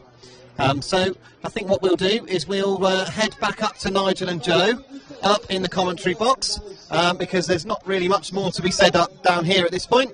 So Nigel, Joe, over to you. He set us a challenge now to find something to talk about, isn't No, there's plenty to talk about in Speedway. Is. So we will await to see what the outcome is with all the riders. Joe Thompson was wandering around with Garry May, nurses just wanted to have another look at him from the ambulance staff, just to make sure everything's 100%, because what we don't want now is riders going out if they have problems, because obviously then it becomes a much bigger issue. As Gareth mentioned, Scott Nicholls is having an interview on the centre green. In regards to our sound issues, we can only apologise for them. We will be working hard across the rest of the evening to rectify that. If it's not rectified this evening, it will absolutely be rectified when you next join us here on Gladiators TV. So apologies for that. Well, we've got a bit of time. Let's talk about a former Gladiator making a real fist of the Grand Prix battle at the moment. Brady Kurtz, formerly this parish, won a national fours with Plymouth. back in that was superb some form. lineup with Carl Newman, Jack Holder and Todd Kurtz, I think, if memory serves me right, up at Peterborough. But he is really putting some pressure on Bartosz Szmarslik, isn't he, in Absolutely. the top of the Grand Prix. And the gap's down to 3 points now. Kurtz having won 3 Grand Prix back-to-back. If he makes it 4 when they go to, I think it's Wrocław, that'll equal the record set by Tony Rickardson. But one obviously there's the Gladiators connection, but great to see a world title battle that's finally a contest this year, because it's been a bit of a cakewalk for that Polish superstar in the past few years. I once regretted heavily asking Lee Trigger whilst out with a beer with him about that team that he assembled that year, and Brady Kurtz and Todd Kurtz and Carl Newman winning the 4s. I lost a lot of hearing that night from Lee. He's very proud of the team he assembled, but yeah, absolutely, it's nice to see a proper challenge going on at the top of the Grand Prix series, isn't it? Because Bartosz is, for all he is a superstar, he's had it quite easy in recent years with riders not being as consistent as he is. So having somebody like Brady Kurtz hot on his tail every week is just a massive plus, not only for the series this year, but the sport in general, because it boosts the profile. And we had 2 excellent Grand Prix in Manchester this year, which was a new one for everybody, obviously, and there will have been teething problems that they'll hope to rectify next year. And it was still very well attended, and they still put on a hell of a show up there, as they did last year for the Speedway of Nations, among other things. So the Grand Prix series is alive and kicking, and it's very healthy at the moment. I think what's amazing with Kurtz is this is his first year in the Grand Prix. You know, often, you know, we've seen it before, riders go in for their debut season and they might have the odd flash during the season of brilliance, but it can be a bit of a struggle. But Kurtz just, you know, excuse the cliche, but really has taken to it like a duck to water, and you know, he's riding brilliantly. And as I said, Jack Holder as well in that 4s team. So there's 2 former Plymouth Gladiators riders in the current world top 5, which hats off to this club, I think. Absolutely, yeah. And you know, it's crazy to believe that, what was it, 10 years ago, however long it was, they were all riding around this very track that we're watching action from this evening. Let's give you a very quick result from up in Cumbria this evening. We mentioned there was another clash going on in the Cab Direct Championship tonight that is vitally important in the playoff race in the division. Workington Comets were hosting the Oxford Cheetahs. Last time we had an update was at the end of Heat 11 when it was 33-all. They went to the interview, responded with a 3-all once again, and then Workington fired in back-to-back 5-1s to go and take the clash. There was a 3-all then in Heat 15, but all importantly, Workington winning on the night 49-41. Antti Vulas with 11 paid 14. Jacob Hook down at reserve with 10 paid 11. Sam Masters led the resistance, as he often does for the Cheetahs, with 10 paid 11, which you'll be disappointed with, having been on 8 after 3 rides. But that's a huge result for Workington, and it'll be a welcome relief for them, because since they've come back from their issues, they have stuttered a little bit, having started the season like a train. Yeah. And it's a bit of a funny place to go for teams, it seems, certainly this season. There's been a lot of reputations damaged at Workington, but equally some teams have been able to go there and find the formula. Yeah, it's, as I said, they had a fantastic win over Poole, and then they were well beaten at home by Redcar, and they're a real enigma team this year, Workington. On paper, at the start of the season, you were looking at that lineup and thinking, wow, that is a strong side with Vinnie Ford and Jacob Hook at reserve. That looked very tidy, but obviously Tate Zischke took a while to get his season going due to the injury problems. He's that awful crash at Bellevue last year. Antti Vulas is not, at times this year, been quite the rider he was last year. And it's CGI Etheridge back to yeah, and well. Because he's been riding so well, he's got a place in the top flight with Sheffield. Yes. So you know, well done to him. Let's take some more race footage from a recent clash here at the Coliseum. So let's have a look at a replay, in fact, not a race. Let's have a look. Oh, we're going to have a look at the crash again. So there we see Joe Thompson out in front, Louis Kerr on the inside, Lasse FREDRIKSEN on the outside, and 3 did not go into 1. And you can see there Zach Cook. Well, Zach was spending more time looking to the outside just to check that everybody was okay. He knew by then what was going to happen. And did Louis Kerr pick up a little bit of extra drive there? It just looked like he suddenly accelerated through the corner, something I hadn't really spotted the first 2 occasions we we watched that. But as I said, the referee, he's not perfectly in line with that bend, but a much better viewpoint than we've got here. And unfortunately, he's had a busy start to the evening, Griffin. Obviously, we had first bend bunching in Heat 2, and then just one race later, obviously, we've had this awful incident. We are still, obviously, what the track team do seem to be winning the battle. Yeah, it's looking much more promising now. The panel's in place. On the far side, and once that is fixed, you will be hearing nothing but huge praise for those guys, because they have worked tirelessly, and I'm sure all those within the Coliseum tonight will give them a warm round of applause, and they will have earned a drink and a burger at the end of their evening's work. Yep, the panel's up now, so it's just a case of hats off to them. Getting it inflated, I think, and it's been I think Paul Starke, didn't he mention, saying they're having a bit of a problem with the zips, getting the panels together. So, but yeah, it's looking much more promising now. A bit of track grading's going on while we're waiting as well. Mark Phillips is almost wedged under the fence trying to secure this panel back in place. Those trousers will need a wash, Mark. You won't be able to get away with them. Tomorrow. He'll muck in with anything, won't he, Mark Phillips? Will. We've seen him operating with a broom in the pits this season, trying to straighten out a bent bike. Yeah. And, if a job needs doing, Mark is there doing it. Absolutely, and what a job they've done on the track here in recent weeks as well. There's often a fair bit of unnecessary criticism towards Plymouth as a circuit. Last week's clash with Workington, you saw some race footage there earlier. We'll talk about that in a second, but before now, let's take in a race replay from the recent Centurions clash. 14, see there in white Max Perry off gate 1, in blue off gate 2 is Charlie Southwick, in yellow off gate 3 is Callum Mitchell, and off the outside in gate 4 in red is Mickey Simpson. See the riders at the tapes now, green light ready to go on, and we're away. Good start there from Max Perry. See there Charlie Southwick going into second with Mickey Simpson in red. Oh, Charlie just needs to Stay on the bike, mate. Stay on the bike. Just need to ride 4 smart laps. Say no split and no heroics. Just keep it going on the racing line for 4 laps. He done well to hold up onto that, in fairness to Charlie, because those sort of moments can be a bit sketchy. You see Charlie there just riding out a little bit wider than he has been in previous heats. Max Perry looking smooth as hell. Oh, Max has had a problem with his bike. I was only saying earlier, sometimes someone's bad luck is someone's good luck, and in our case that's brilliant luck. So that's turned from a 3-3 to a 5-1. Unfortunate there for Max Perry. Well, that just threw a spatter in the works for Kingsley, and they're gonna need a 5-1 in heat 15 for the win. I believe Plymouth have the gate selection for heat 15 also. That's happened a couple of times. You see the official race result there. It was a win in blue for Charlie Southwick. In second, teammate Mickey Simpson. In third, Callum Mitchell. And at the back, unfortunately with an engine failure, was Max.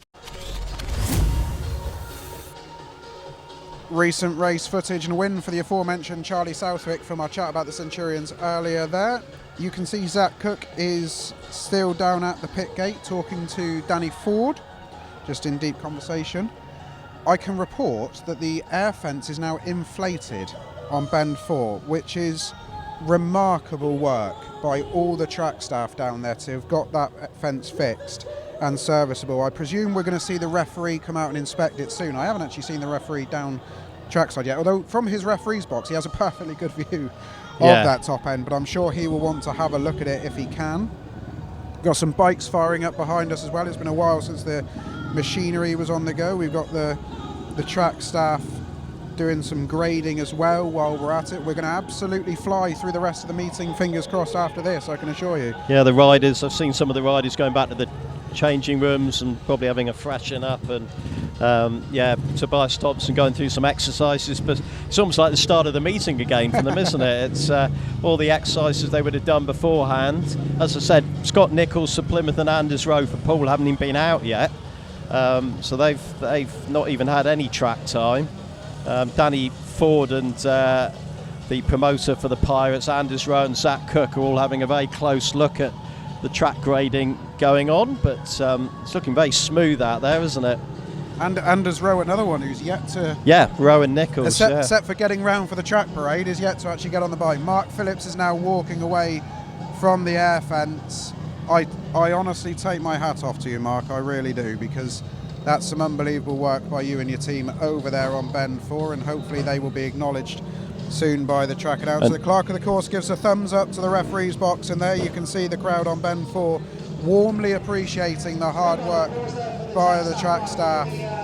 And the Coliseum will now join as one to applaud the track work that's been done. Quite incredible to get the place ready to go. You can see the crowd there on Bend 1. Going back to the track, there were a lot of plaudits given to the racing surface last week against Workington, which produced a hell of a meeting down here at the Coliseum. We really are getting some good racing. When that wide line develops now down here, particularly on bends 3 and 4, it's like a slingshot as you come off there. You can come off it like a tracer bullet and get up the outside, as Scott Nicholls did to Troy Batchelor. So got 3 fantastic stalwarts of British Speedway looking over the pit gate there. You have Richard Lawson, Scott Nicholls and Poole manager Neil Middleditch.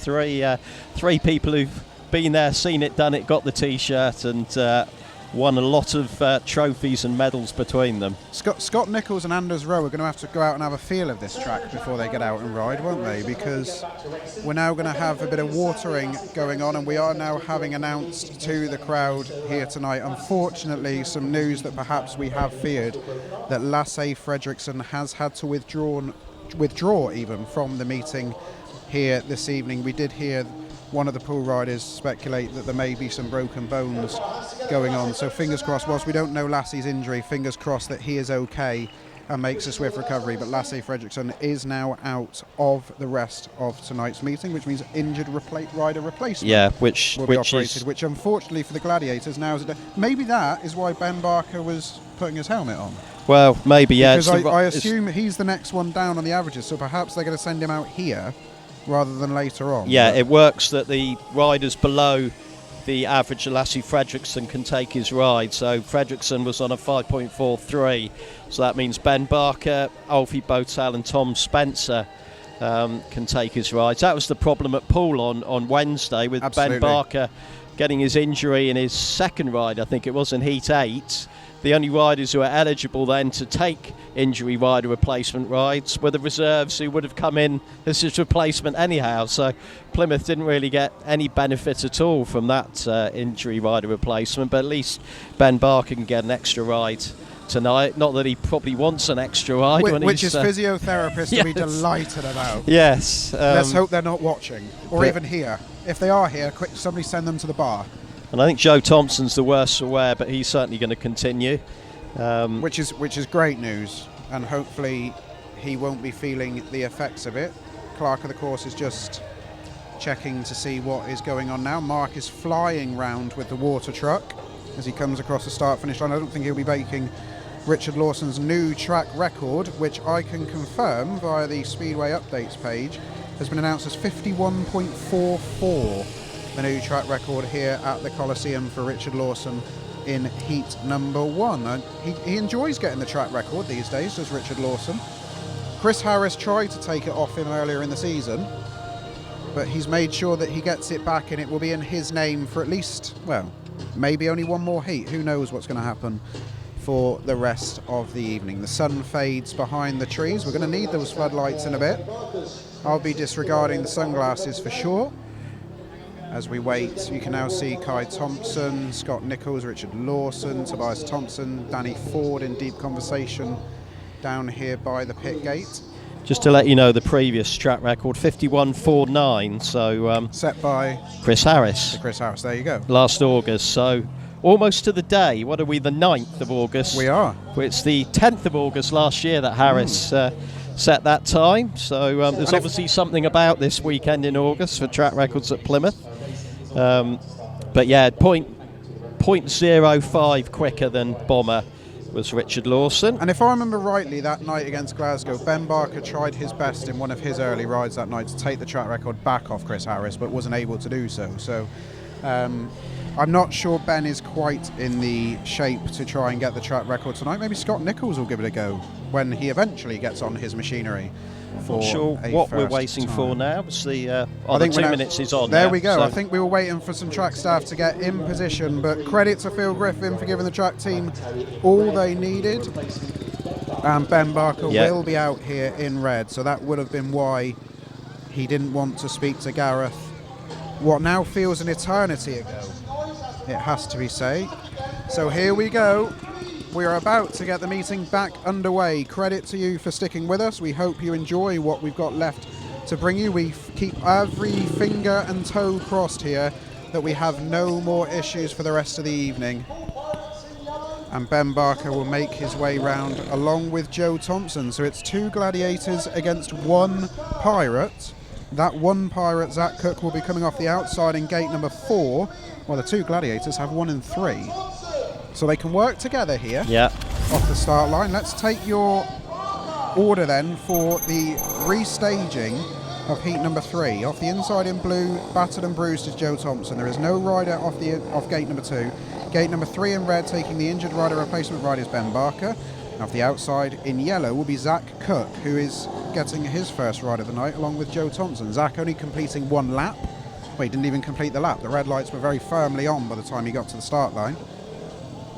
So here we go then, after a long break, and full credit once again to the track team for getting the air fence fixed.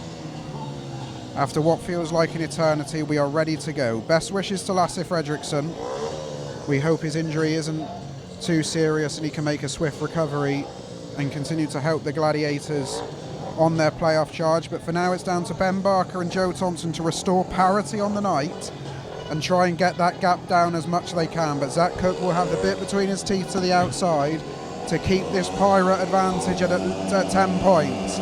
Start marshal moves out of the way, the green light's on, and away they go. And the 2 Gladiators have made it. Joe Thompson off the inside, Ben Barker going round the outside, Zach Cook is towards the back, and Ben Barker high and wide off Ben's 3 and 4 takes the lead. Joe Thompson will now have to try and guide him home. Yeah, Ben Barker looking really good out front, showing no ill effects from that dislocated shoulder. Joe Thompson, though, coming under pressure from Zach Cook. He's no doubt seriously suffering the effects of that crash in the first staging of this race, but doing really well here, Joe Thompson. Real brave effort, but Zach Cook is going to keep him under pressure for the last lap. And once again, what we saw in the Knockout Cup here, you want to be towards the inside on Ben's 1 and 2, but you can really get a slingshot off Ben's 3 and 4. Ben Barker is going to take the checker flag. What can Zach Cook do off the final bend? He's not going to get there. The Gladiators restore parity on the night. It's a 5-1 with captain Ben Barker leading home Joe Thompson. I'm not sure which one of the 2 is the fittest at this stage. Zach Cook in 3rd, Ben Barker trying to get the crowd going. We waited a long time for heat number 3, but it was worth the wait once we got there. The Gladiators bring us level on the night. Ben Barker has got a win, and he has enjoyed that. Joe Thompson acknowledges the crowd as best he can. We hope he's okay. 53.98 for Ben Barker. Crikey, that is slow, Ben. Win in red for Ben Barker, 2nd in blue Joe Thompson, 3rd in yellow Zach Cook. No Louis Kerr, he was excluded. It's 9-9 on the night, and we are back to 6 points on the progressive. Yeah, great work here from 2 riders suffering injuries here, Barker and Thompson. Zach Cook in that in recent weeks, that outside gate hasn't been the most favourable, and the 2 Gladiators making the most of the inside traps there, and it was tapes to flag despite Zach Cook's best efforts at the back, but the Poole skipper just couldn't find a way through past Joe Thompson. And well, we've only had 3 heats, but it's as tight as we expected it to be. It's 9 points apiece, and Poole still with that 6-point aggregate lead. Yeah, 57-51 on the progressive score. The 2 minutes are on. We do have a reserve switch at home. Garry May is off the mark with his reserve switches. Alfie BOWTELL will replace Tom Spencer. He will go to the inside, gate number 1. And this is Anders Rowe and Scott Nicholls' first rides of the night. There'll be a fair amount of rustiness with these pair, but let's take the lineup then. Off the inside in blue is Alfie BOWTELL, gate number 2 in yellow, Paul Starke. Here we go, gate number 3 is Scott Nicholls, gate number 4 in white is Anders Rowe. So, we now settle down for heat number 4. We hope all the problems are behind us. And as I said, Nicholls and Rowe have had a very long wait for their first rides tonight. Absolutely. Now, when we were last on commentary, Nigel, everybody was trying the one starting position on gate number 4. And at that point, it wasn't yielding any results. Now, already, I can only see one rut on gate number 4, and Anders Rowe is currently working on that one rut. You can even see a groove in the track as they come off gate number 4. There you go. He's trying to pack as much dirt as he can into that one rut. Scott Nicholls looks like he might try somewhere new on gate number 3. What's incredible, Richard Lawson got the track record off gate number 4. As I said, it's hard to get a win from there normally, and Richard Lawson not only got the win but broke the track record. So since then we've had a couple of lasts. If you count Zach Cook's finish as a last, there's been 2 last places off that gate since then. Here we go then, the green light's about to be put on by referee Phil Griffin. Scott Nicholls encouraged to come closer to the tape. Start marshal moves out of the way. They're sent on their way. Nicholls has made a flyer. Scott Nicholls, what a start that is by the 7 times former British champion, and he shows the way. Anders Rowe has gone into 2nd place. Paul Starke is in 3rd. Here comes Alfie BOWTELL, just runs out of room. You can bet your bottom dollar he's going to try that line again. Yeah, Paul Starke just squeezed him up against the fence there. But Alfie BOWTELL's dropped back a little bit there, and I think he's got a bike issue. Yes, he has. So that's the end of Alfie BOWTELL's race. So Scott Nicholls on his way to what should be a 3-3 here. BOWTELL still letting the bike run round, but he's miles behind. And Scott Nicholls again picking up where he left off at Poole on Wednesday night, where he looked absolutely superb. Just pulling a little wheelie down that back straight, and he's going to bring the checkered flag home. Absolutely. Scott Nicholls, that was very stylish from the Gladiators, number 5. Alfie BOWTELL did manage to get round just before the checkered flag. He had that big attempt to go around the outside of Paul Starke, and then his bike just seemed to die from underneath him from that point. So fingers crossed, whatever the issue is, that can be replated. 53.27 is the winning time for Scott Nicholls. So here is your full classified result of heat number 4. A win in red for Scott Nicholls. 2nd in white is Anders Rowe. 3rd in yellow, Paul Starke. And at the back, Alfie BOWTELL completed in his own time. 3-all, 12-12 on the night. We are still we are now 60-54 on progressive. And here we go, Scott Nicholls from the gate, looking imperious out front there for the Gladiators. Sweeping across the 2 riders on the inside, and from there wasn't a lot of doubt really that Scott Nicholls was going to claim the heat win for the Gladiators. Here goes Alfie trying this sweeping move. Paul Starke shuts the door on him, and it's at that point there. Alfie looked down at the start line, drifted wide, and the bike said, "Thank you, that's all she wrote." Yeah. So we've got Tom Spencer as technically the injury rider replacement for Lasse FREDRIKSEN. Yes, so it's not a reserve switch, but he will take his 2nd ride of the night. We'll be hoping for better from his first. Joe Thompson, battered and bruised, will be out here off gate number 4. And they're going up against a formidable pair in Richard Lawson and Tobias THOMSEN in here as well. So it doesn't get much easier for the Gladiators at this early stage. So they're coming up towards the tapes. New track record holder. Yes. Out for his first ride since he broke that time. Not sure he's going to re-break it here with the times we've had since the track grade, but off the inside in yellow is Tobias THOMSEN. 2nd in gate number 2 in red is Tom Spencer. Let's see if he does come 2nd. 3rd in white was Richard Lawson, and off the outside in blue, Joe Thompson, who will be, I don't know whether it'll be a relief he's out so soon. Yeah, after that ride, or whether or not he could have done with a break. I'm sure he could have done with a break, but might have been even more of an issue if Paul Ben Barker had to come out for 2 on the trot. So patched up Gladiators team at the moment, but they're doing really well, battling against all the odds here. Which is something they've had to do for a couple of years now, and that siege mentality that Garry May tries to create within the camp may prove fruitful tonight. Of course, there's so little in it here, chasing this aggregate bonus point, just 6 points. It is on a knife edge here at the Coliseum tonight, and the action is going to come thick and fast at us now. Sun dropping below the trees. I'm a little bit surprised we don't have any floodlights on yet, but that will come in due course. So the start marshal brings them up to the tapes. Joe Thompson is holding them up, but the green light will now be put on by Phil Griffin. The start marshal moves out of the way, they're sent on their way. Joe Thompson joins Richard Lawson, but Richard Lawson takes the lead off bend one. Here comes Joe Thompson up the inside of Tobias Thompson. He doesn't quite get there, Tobias closes a gap on him, but Richard Lawson's out in front again. Yeah, that's more like it for Poole from Tobias Thompson.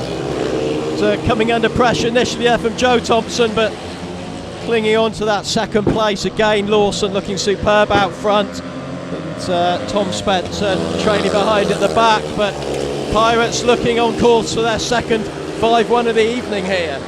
Yeah, this is not going the way Garry May wanted, but it's music to Neil Middleditch's ears. His 1 and 2 are putting on a show out in front.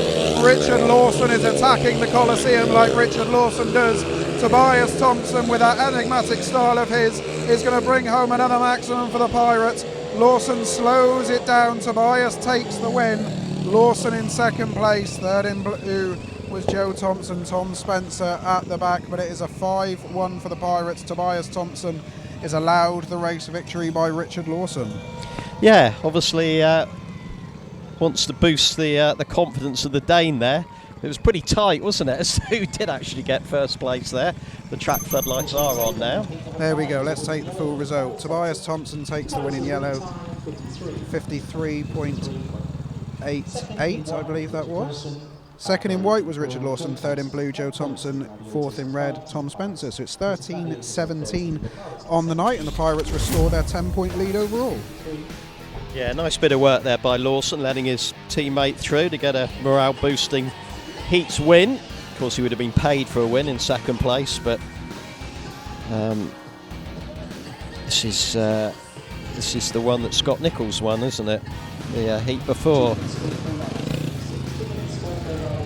It was so good, we see it again. Scott is a joy to watch as the riders come out. Oh, we got Ben Barker again. That should get everybody going. Ben's out with Kye Thomson here. Garry May will need them to hit back straight away. Can't be allowing the Pirates to get away here. It's tight enough as it is. He needs a big ride from his pairing here. Yeah, just awaiting Anders Rowe, who's going to make it round to the start in perfectly good time. Well, Barker so far has got 5 points out of 6, which for a guy riding with a dislocated shoulder is quite astonishing. It is. You line up for heat number 6 off the inside in red, Kye Thomson. Second, gate number 2, I need to stop saying second. Gate number 2 in white is Anders Rowe. Gate number 3 in blue is Ben Barker. Gate number 4 in yellow is William Cairns. I don't know about physiotherapy. I think a magic wand must have been used. It's incredible.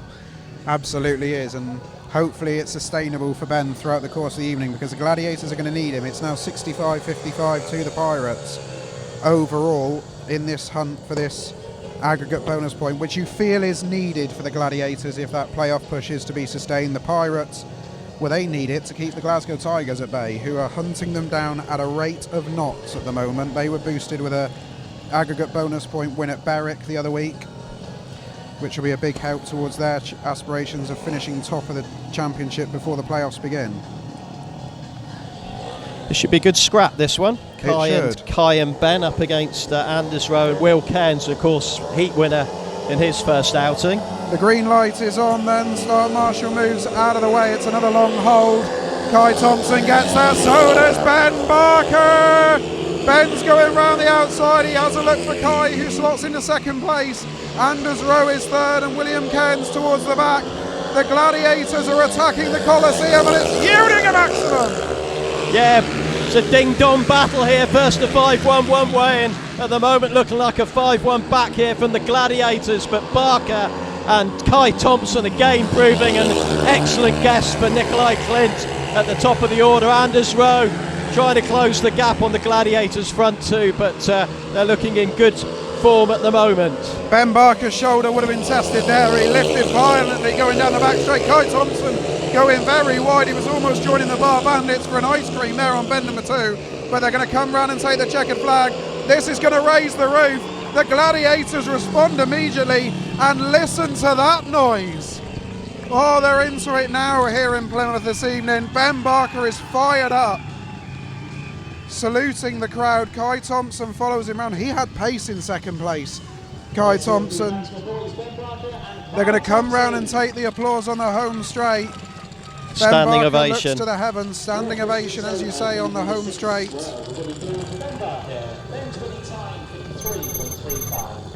He's not quick, but he's being effective tonight, is Ben, and that's all they need him to do. A win in blue for Ben Barker, second in red, Kye Thomson, third in white, Anders Rowe, fourth in yellow, William Cairns. It's 18 all. We're back to a 6-point deficit. So 2 5-1s apiece. The rest of the heats have finished 3-3, and from the gate here, the Gladiator pairs looks tremendous. Barker just getting over Anders Rowe there and coming around the outside of Kye Thomson. Just look back over his shoulders. He went down that back straight just to make sure where Anders Rowe was, but it ended up being a fairly comfortable 5-1 for the Gladiators, and you'll be a brave man to call this meeting at the moment. Obviously Lasse FREDRIKSEN, as the evening goes on, is going to become more of an issue in his absence, but at the moment the Gladiators are well in this. 60 points to 66 on the progressive score. 2-minute time allowances put on. And we have a reserve switch here in blue, so Alfie BOWTELL is going to sit this out. I presume he's going to come out in the next heat with Ben Barker, but for the time being, your lineup for heat number 7, and this is another mouth-watering one, and you're going to see why now in a second.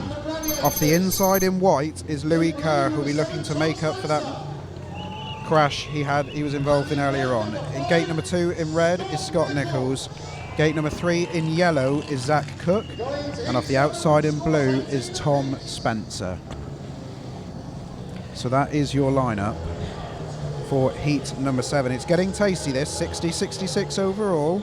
Of course, Louis Kerr's first outing since that nasty crash. Hopefully there are no ill effects for Louis. As I say, he's had some rotten luck down here this year for the Pirates. He's had engine issues, he's had bike issues, and now he's having physical issues, having found himself pressed against the air fence. So fingers crossed for a safe, clean race here. Zach Cook trying to get himself towards the inside of his gate box. Scott Nicholls preparing himself. Big ride for Scott here. His team will need him to bring this one home. New starting position on gate number 2, and he's going right to the outside there. Yeah, the referee, Start Marshall's going to have to breathe in. Yes. To get through the gap. You have to go sideways. I certainly wouldn't get through that gap. So here we go. Start Marshall moves out of the way. The green light is on. The tapes rise and away they go. Scott Nicholls gets across Louis Kerr, and that is absolutely vital for the Gladiators. Now Tom Spencer isn't too far off the pace, and he's going up the inside of Zach Cook. Tom Spencer, that's a bold move, but Zach cuts it off. Scott Nicholls out in front. Yeah, Spencer had a little look up the inside there, and Cook, he's dropping back a little bit now, but Scott Nicholls again looking so classy out front. As you said earlier, when he's in this sort of form, he looks like he's going round on rails, doesn't he? He's looking absolute quality out the front, and doing a great job for the Gladiators here. Who'd have thought when Scott Nicholls signed for the Gladiators a few weeks in, he'd be one of the fittest in the team. But he's showing them the way here tonight, leading by example, and Scott Nicholls brings home a 3-all and continues on his merry way and gets a huge cheer from the Gladiators crowd. Credit to Tom Spencer for his efforts there at the start of that heat. Really gave it a go behind Zach Cook, but it's a win for Scott Nicholls. Importantly for the Gladiators, brings home a 3-all just to keep the parity, and Scott remains unbeaten here with a win in heat number 7 in a winning time of 53.26. So the track has definitely slowed down. Win in red for Scott Nicholls, second in white was Louis Kerr, third in yellow Zach Cook, fourth was Tom Spencer. 21 apiece on the night. They still can't be separated. No, still that 6 points gap on aggregates. Here's the rerun, and again Nicholls from the tapes, but as you said, Tom Spencer certainly gave Zach Cook something to think about early on in this race. Just forced out a little wide there, but as he came down that back straight, just trying to get up the inside of Zach Cook Zach had it covered though, and after that it was always looking like a 3-3. We got Alfie BOWTELL confirmed. There was a reserve ride out in blue this time, it's the switch back again, this time taking over from Tom Spencer. Garry May loves trying to ruin my programme, I tell you. I have to have words with him after every fixture. Why didn't he start with Tom Spencer at 6 and Alfie BOWTELL at 7? I know. Only joking, Gary. Yeah, I feel like I need to bribe him or start bringing Tipex when I do these programmes, but not that I'm going to be able to read my programme at the end of it because it's covered in dust at the moment, but we soldier on. I've changed the glasses. I'm now more accustomed to the lighting here at the Coliseum. The sun is disappearing fast. The floodlights are on. Ben Barker is trying to get the crowd going there on the back straight. He's fired up tonight, is Ben. He really is. It's his fourth outing in 8 races, which normally you'd say had been a pretty full-on evening, but of course we had that long gap after his first outing. But it must be really putting that shoulder to the test. Definitely. Let's take the lineup for heat number 8 then. This is an interesting one. Off the inside in yellow is Paul Starke. Yet to be... He's got 3 from 3 paid 5 there, isn't he, Paul Starke?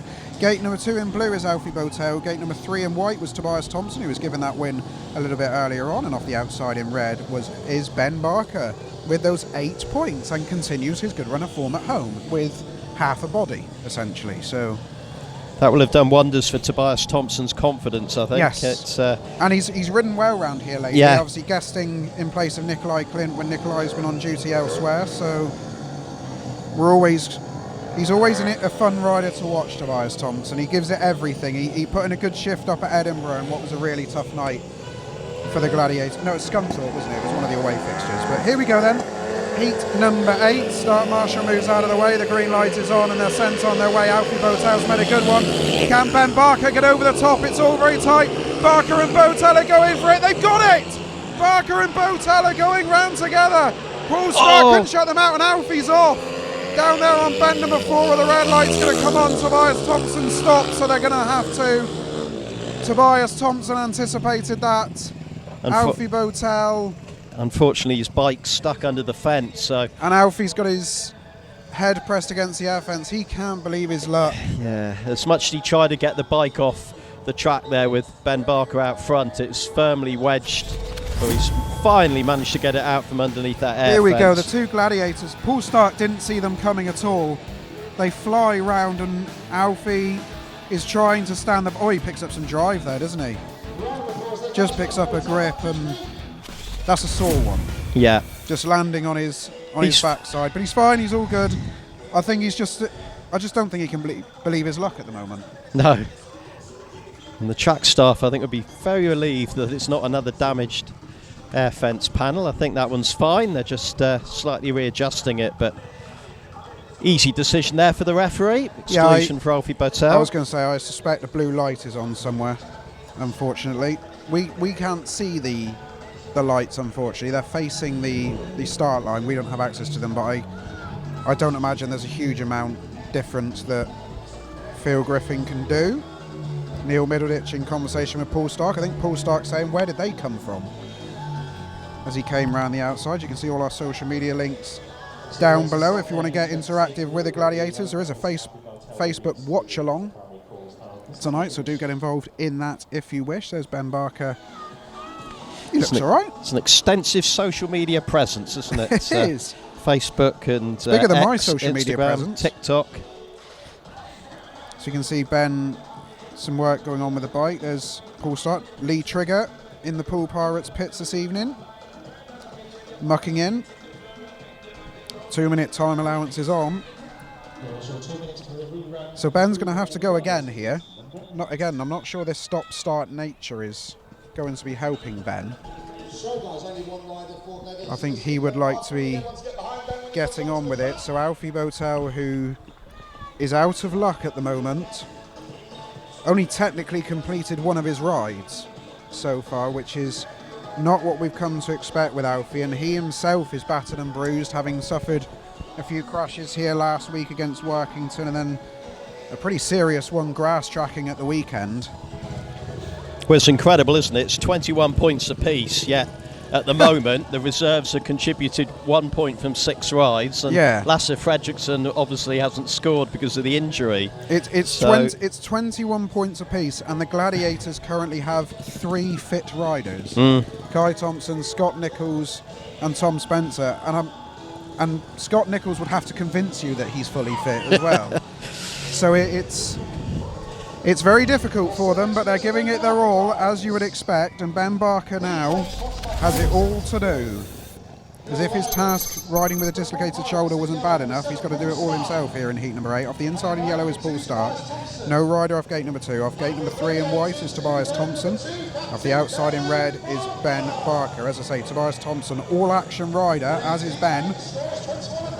He's been a great guest for Plymouth over the course of the season. Very grateful for that. This is Ben's 6th start, which, as we saw when he did a practice start in the warm-up, if anything's going to put pressure on that shoulder, it's going to be the start line, and he's had 6 already.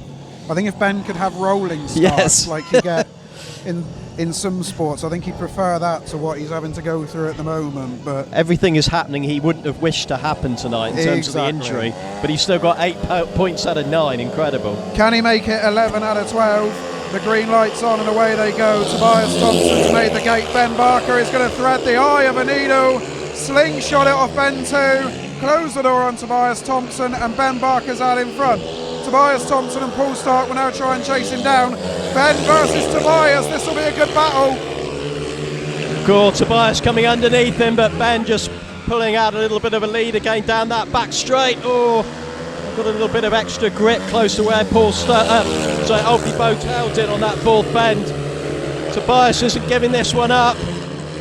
If Ben goes any wider, he'll be in the car park off bends 1 and 2. He is absolutely throwing the bike around the Coliseum. You would not know he dislocated his shoulder 72 hours ago. And there's another lift again. He's on a bucking bronco out there, is Ben Barker. But he's going to raise the roof and bring home a 3-all. Honest to God, the man is made of steel. Ben Barker, I salute you. Incredible, absolutely incredible. He was going so close to the fence on the 2nd bend there, but sweeping around, and that's 3 wins out of 4. And he's doing his utmost to keep his side firmly in the battle here and try and win those 2 points, even the bonus possibly. 53.70 is the winning time for a man with 1 shoulder. The full result of heat number 8, a win in red for Ben Barker. I can't believe I'm saying this. 2nd in white is Tobias THOMSEN. 3rd in yellow, Poole Starke. Alfie BOWTELL was excluded from that run. Ben Barker gets a huge cheer. We're going to have some track work. We're going to get some water down because my programme is covered in dust.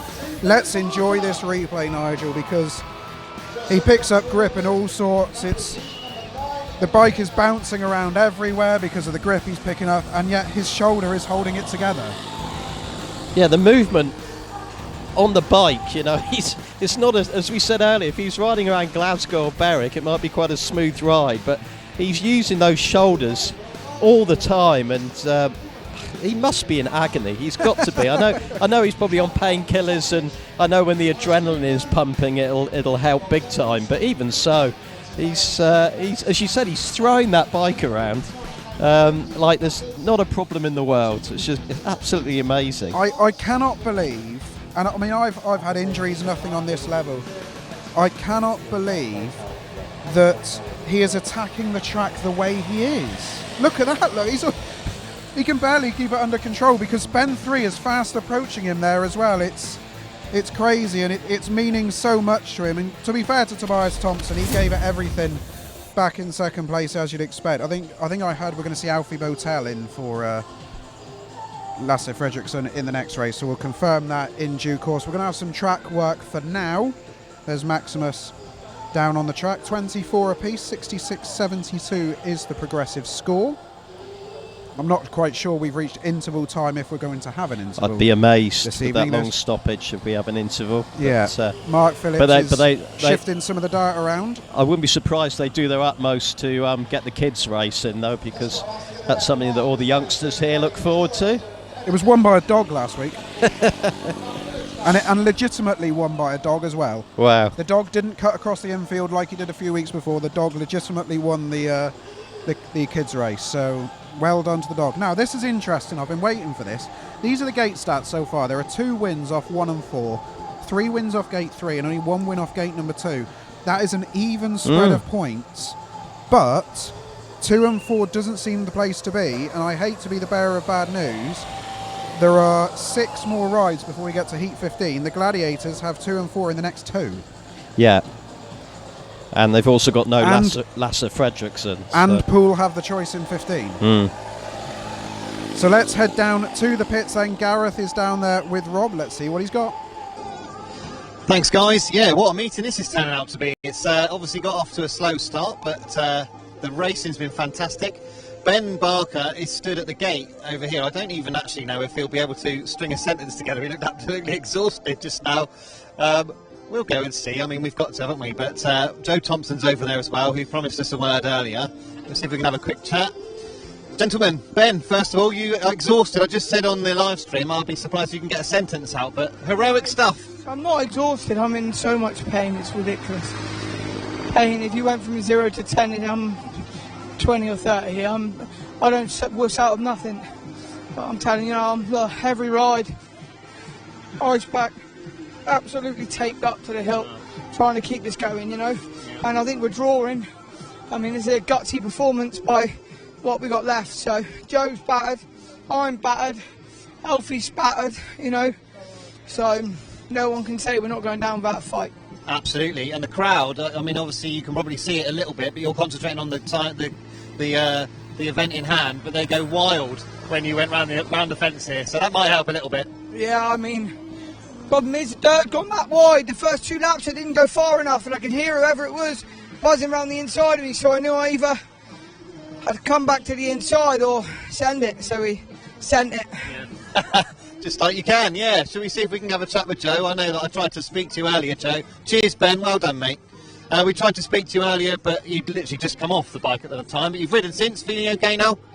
Yeah, not too bad. A little bit sore, but the team's got to go on and keep pushing.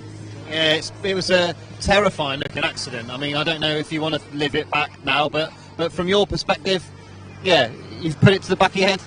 Yeah, definitely. That wasn't me riding. I was just a passenger. Couldn't do anything about it. Just when you get hit from behind, it's scary, but it happens. So yeah, we'll keep pushing and try and get a result here. Yeah, it's great that you're all riding and really a gritty performance is what Ben said. I think that's absolutely right. But Wednesday at Poole, of course, your brother joined the team again, which must have been quite nice. Yeah, definitely. It was lovely to have him back. Wish we could ride together more often, but you know, he's got his own plans as well. So yeah, we'll keep pushing and yeah. Yeah, well, good luck, Joe. Yeah, giving it everything, I can see that. So, yeah, have a good rest of the evening. And, yeah, good to hear from both of those guys. I'll just have a quick look over the fence, see how Mark's getting on. Track's nearly ready. I think he's looking very nice. It's amazing how quickly they turn this place around down here. It really is. Lasse FREDRIKSEN is up on the podium there. I think it would be nice to chat with Lasse, but I think Lasse's probably a bit busy at the moment. I'm just keeping my eye on things over here. So, having a look in the pits, there's a bit of a conversation going on in the Poole pits at the moment between a few of the riders. And Joe's obviously ready for the next heat. And everybody else seems to have ran off. So, we've got Alfie BOWTELL, who's had a rotten evening so far. And that's a shame for him because he's been going so well. But obviously, he had that problem in that last one, which really won't have set him out very nicely at all. So, the track is being watered behind us now. So we will be good to go soon. That usually is a good sign that we'll be ready to go very, very soon. We've got both Alfie BOWTELL and Joe Thompson already ready to go here in the pits down here. So I think I'm anticipating that the 2-minute time allowance is about to go off. So I think we'll head back up to Joe and Nigel up in the commentary position. Cheers, Gareth. Yeah, Mark's going to do another lap or 2 with the water tanker. I'm speechless at the mentality of the 2 Plymouth boys. Genuinely speechless. They are 2 lads who appreciate the battle the team are in to get into the playoffs, and they are literally putting everything on the line tonight. It is so commendable. We can see the pain etched across Ben's face as he's talking. And I can't get into that headspace where you're in so much pain that it's showing in your face, yet you then go out and wrestle a motorbike round 4 laps of a track, and not only do that, he's got 3 wins out of 4. He's on course for probably one of his best home performances of the season, and he's doing it with a dislocated shoulder. Honestly, you can't speak too highly of him, and also Joe as well, who we saw him having treatment earlier after that crash, and again he looks visibly battered and bruised, doesn't he? But he's still going out there, getting stuck in, and Alfie BOWTELL as well. They're all battered, or more than half the team are battered and bruised, and yet they're still sticking in the fight. And as I said, you can't give all of them enough credit. If the Gladiators didn't have bad luck, they'd have no luck at all. That's the truth. And what we should say as well, it's great to see that Louis Kerr is showing no ill effects from his crash as well. Obviously, Louis received a warm round of applause when he got up from the crash, but also when he made it round to the start line as well for his second programme ride, and he'll be out again in heat number 10. We got heat number 9 to come first. There's Scott Nicholls in deep contemplation. Scott on a maximum so far this evening. Him, Ben, they're really working hard here. We have got the 2-minute time allowance on now for heat number 9. Alfie BOWTELL will be out with Joe Thompson here. So, and what's the battered and bruised Gladiators take to the track again. And what's ridiculous is that at the moment, heat 15, you'd say, well, it should be Nicholls and Barker. But do you send Ben out for an extra? It'll depend on the state of the meeting at that point, obviously. But what I will say is, if there's something still on the line, I do not want to be Garry May saying to Ben, sorry, you sit this one out, Ben. Exactly. We're going to put Kye Thomson in instead. Yeah. So here we go then. Alfie BOWTELL will be hoping his luck has changed. Let's take the lineup for heat number 9. The crowd is still loud. They're still enjoying it and making plenty of noise. Gate number 1 in white is Anders Rowe. Gate number 2 in blue is the battered and bruised Joe Thompson. Gate number 3 in yellow is Will Cairns, and off the outside in gate 4 is the battered and bruised Alfie BOWTELL. Good race this. Should be a good race. You would say if they were fighting fully fit, these two Plymouth boys would take some stopping around the home track, but Anders Rowe will be looking to get his first win on the night so far. A bit of a frustrating night thus far for Anders. Obviously chased home Scott Nicholls in heat number 4, and then Ben and Kye managed to get the 5-1 in heat number 6. So yeah, this the second time these pair have been out together. They'll be hoping it's not a second 5-1 when they're together to the home side, but Start Marshall now brings them to the tapes. And we saw in the last race, BOWTELL was riding well. He just hasn't had any luck, and he was following Ben around, wasn't he? And he needs a bit of a change here. So here we go then. Start Marshall moves out of the way at heat 9. We're in the second half of the fixture, and they're sent on their way. Joe Thompson's made it. Joe Thompson makes it off gate number 2. What can Alfie BOWTELL do against William Cairns? Joe slingshots around the outside, and Alfie BOWTELL throws it up the inside of William Cairns. Now Anders Rowe throws it up the inside of Joe Thompson, and William Cairns is back for more! Yeah, BOWTELL just drifted a bit wide on that 4th bend, and Will Cairns snapped up that opportunity to get inside him, and he's looking really wary of that 4th bend, BOWTELL, after coming off in his last race. But Anders Rowe out the front. Looking good here for 4-2 to the Pirates. Yeah, plenty of action on lap number 1 of this race. Alfie BOWTELL's bike is backfiring as he goes down the back straight. But out in front, Anders Rowe has put a comfortable gap between himself and Joe Thompson. This will ease any Pirate fears they might have had. It's a heat advantage for the Pirates. Anders Rowe wins it. Second for Joe Thompson, a shake of the head from him. William Cairns gets into 3rd place, and Alfie BOWTELL's frustrating night continues. Some work will go on with his machinery, I'm sure, but it's an important win for Anders Rowe, and that should do his confidence the world of good as we reach the business end.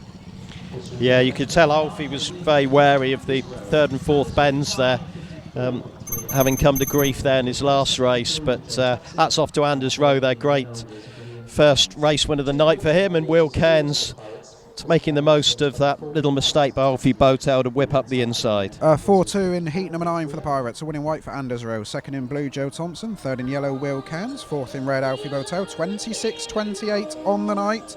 The Pirates just stretch their legs now to 8 points.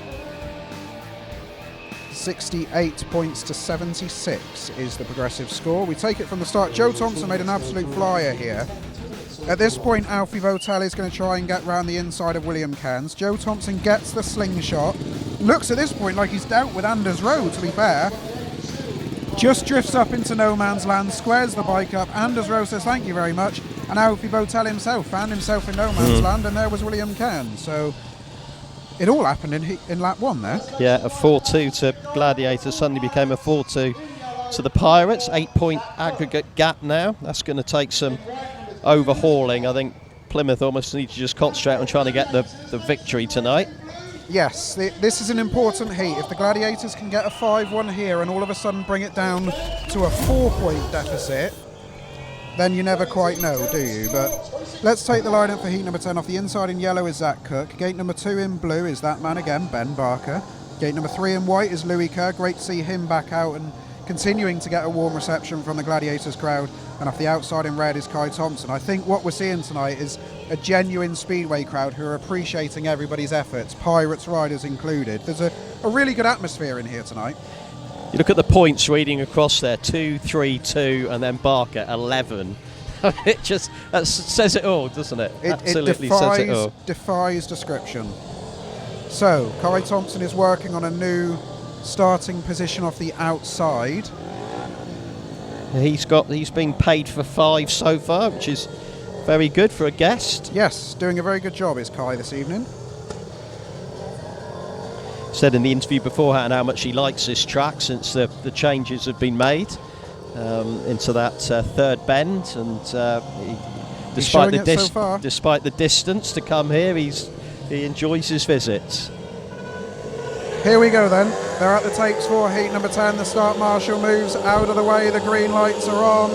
It's another long hold and ascent on the way. The Pirates boys have got out this time. Kerr and Cook showing the way. Ben Barker towards the inside with Kye Thomson. The Gladiators boys are going to have it all to do here. Ben Barker's going high and wide. Doesn't quite have the drive, but out in front, Louis Kerr showing them the way home. Yeah, I think the injuries across the team are just starting to have that little bit of an impact now. Pirates looking good here. Ben Barker's still trying his utmost, but it's been a busy old night for him with an injury, and he's still trying hard though, isn't he? He's not going to give Zach Cook a moment's rest. He's not, but credit to Louis Kerr out in front, who's responded well from his fall. And Louis Kerr and Zach Cook are going to bring home a hammer blow 5-1 for the Pirates, and you just wonder what that's going to do for the course of the evening.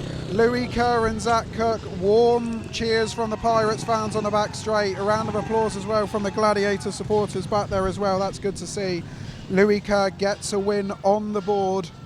Ben Barker very slowly and tentatively makes his way back around. He really does start to look in pain, and a round of applause from the home straight crowd for the two Pirates boys, appreciating the efforts of everybody on the show here tonight. The full result of heat number 10, a win in white was Louis Kerr, second in yellow was Zach Cook, a third in blue Ben Barker, fourth in red Kye Thomson. Ben Barker is in real pain. And I think that'll be the last time we see him tonight.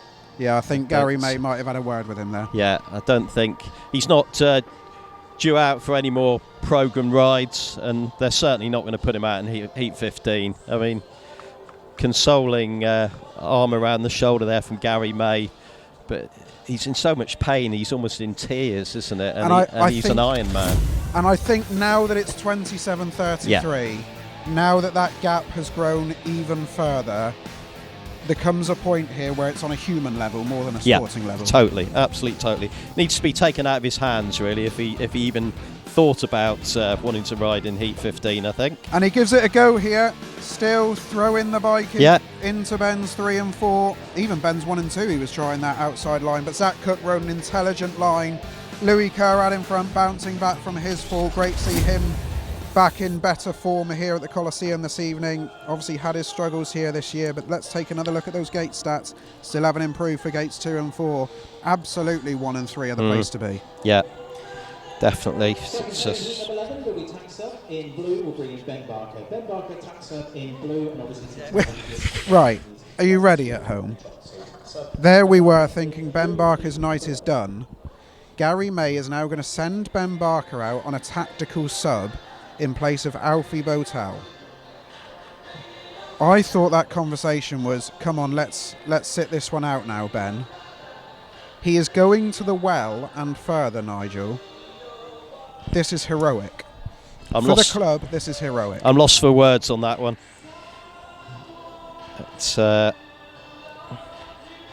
anyway. That's it's actually taken my breath away. I'll be brutally honest with you. I can't believe what Ben is putting himself through here, and it just shows how far this Gladiators team are willing to go for the cause.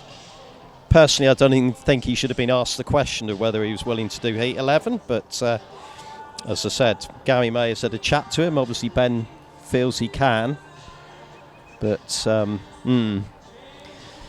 well, fingers crossed that Scott and Ben can put on a show and keep Richard Lawson and Tobias Thompson behind them. They do have the favoured gates here, the Gladiators pairing, in 1 and 3. Richard Lawson coming off that graveyard in gate number 2. There's a wide-angled look of the Coliseum. Rob doing a sterling job this evening, having to do the job of Paul, who we continue to send our best wishes to at home. Hopefully we'll see Paul back here at the Coliseum in due course. Crowd have stayed. Still hopeful that the Gladiators can pull a rabbit out of the hat here. A 5-1 here makes it 32-34, and it's 8 points. And then again, they're already 1-5-1 away from making it a 4-point deficit. It's still not done, and you've got to keep the faith. Yeah, I'd be more concerned with Ben Barker's health at this point, I think. But let's see what happens. Richard Lawson, of course, out in this one. He will be determined to keep the Pirates' advantage as large as it can be.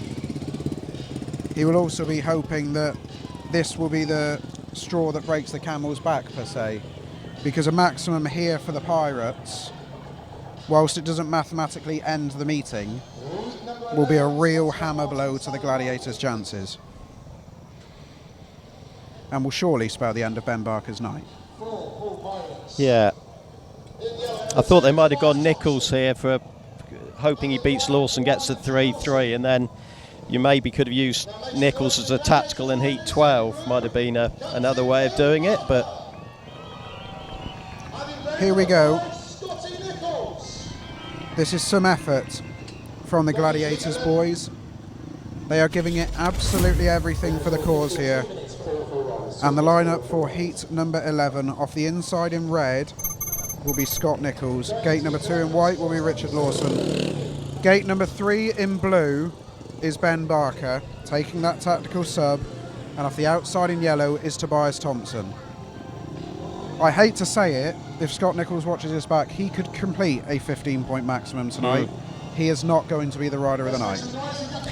No, it's funny, I was thinking that about 2 or 3 minutes ago, thinking, well, I was about to say, well, the clear rider of the night is going to be Ben Barker, and then I thought, hang on a sec, Scott Nicholls could get a maximum, but be a good battle to see who gets the trophy. But here we go then. The Gladiators need their 2 experienced heads to stand up now. It's all on the line here. The bodies have certainly been on the line tonight. We did see Lasse FREDRIKSEN is still at the track, which is great to see.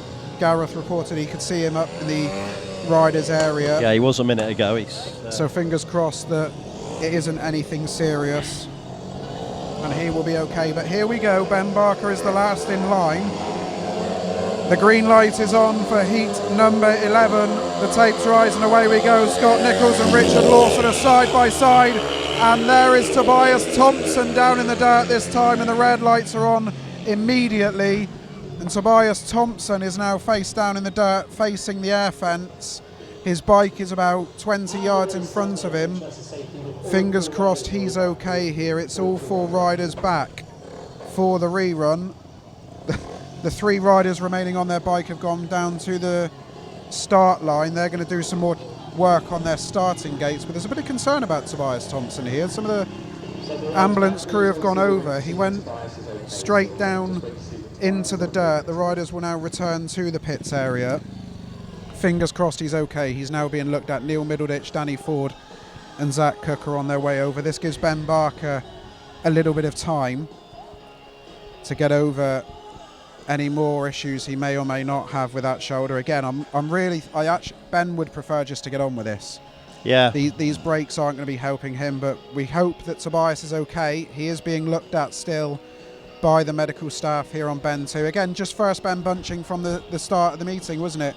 Yeah. Scott Nicholls and Richard Lawson came close together, and Tobias unfortunately had nowhere to go off that outside. We still await to hear if he's up. He's still down on the track at the moment. Neil MIDDLEDITCH is looking on from a distance. Yeah, he seemed to go in quite hard, didn't he? He did, yeah. Into the fence there. Zach Cook is there as well. We're still waiting for Tobias to get to his feet. Looks like I wasn't sure if he was sitting up. I think he might, or maybe not.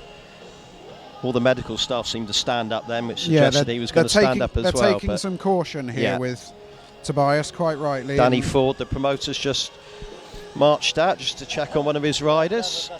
The Gladiators boys, Ben's having some work done to his back wheel.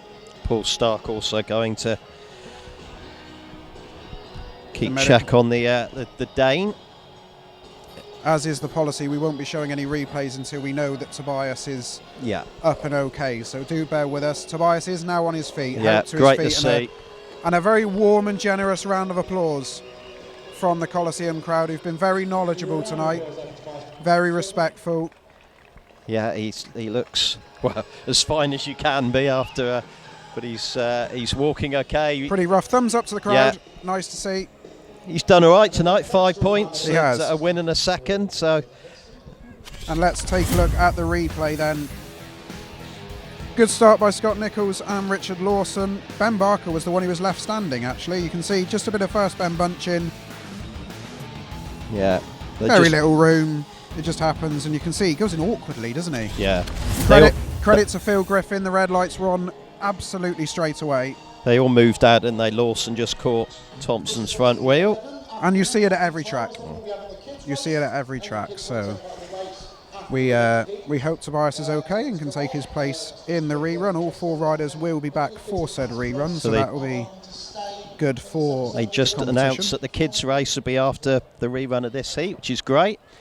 It's I think are we going to send Gareth down to run it? I think that's almost one of the most important races of the night, the kids' race, because the youngsters love it, don't they? They come along here, they enjoy the speedway, but they love the kids' race, and it's being Let's have a look. Gareth has joined us. We're just hatching a plan. Do you fancy a go in the kids' race? Oh, I think I'm a little bit old for that, aren't I? It was won by a dog last week, so I think anybody's eligible. Yeah, I was trying to catch an interview with the dog, but it was refusing to cooperate, so perhaps later on. This is a heroic effort by all riders now, isn't it? This is proper stakes at the end of a season where everything is on the line for both clubs. Yeah, unfortunately, I feel like the bumps and bruises are starting to catch up with everybody a little bit, but what a meeting it's been, despite all of that. Scotty Nicholls is flying, Ben's flying, although, yeah, as he said, he's not in great condition, is he, at the moment, but he's still giving it absolutely everything, which is all you can ask, really, at this point. I'm not sure at this point whether it's bravery, stupidity, lunacy, but he is giving absolutely everything, and it's commendable, even if he can't string 2 words together. I think it's commitment, isn't it? He's a professional speedway rider, and he's absolutely committed, and rightly or wrongly, I'd imagine a lot of them. Joe Thompson, there he is, in fact, on the left there. Joe isn't in great nick either, and but he's given it his all because that's his job, and he will keep going. So yeah, they are tough.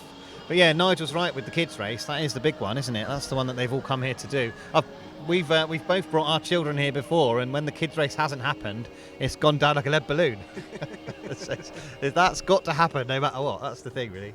Yeah, it sounds like we're going to have an interval of sorts after this heat. So how long that interval takes place, I'm not sure, because obviously we've already had a lot of time repairing air fences and letting riders recover. A bit of time is going to be given to Tobias Thompson here. It's going to be a late one at the Coliseum. Not had a late one like this for a while. The 2-minute klaxon has sounded for the rerun of heat number 11. So Ben Barker mentally prepares himself to go again.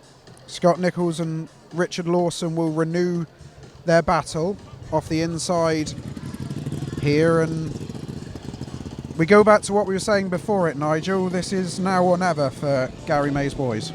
Yeah, they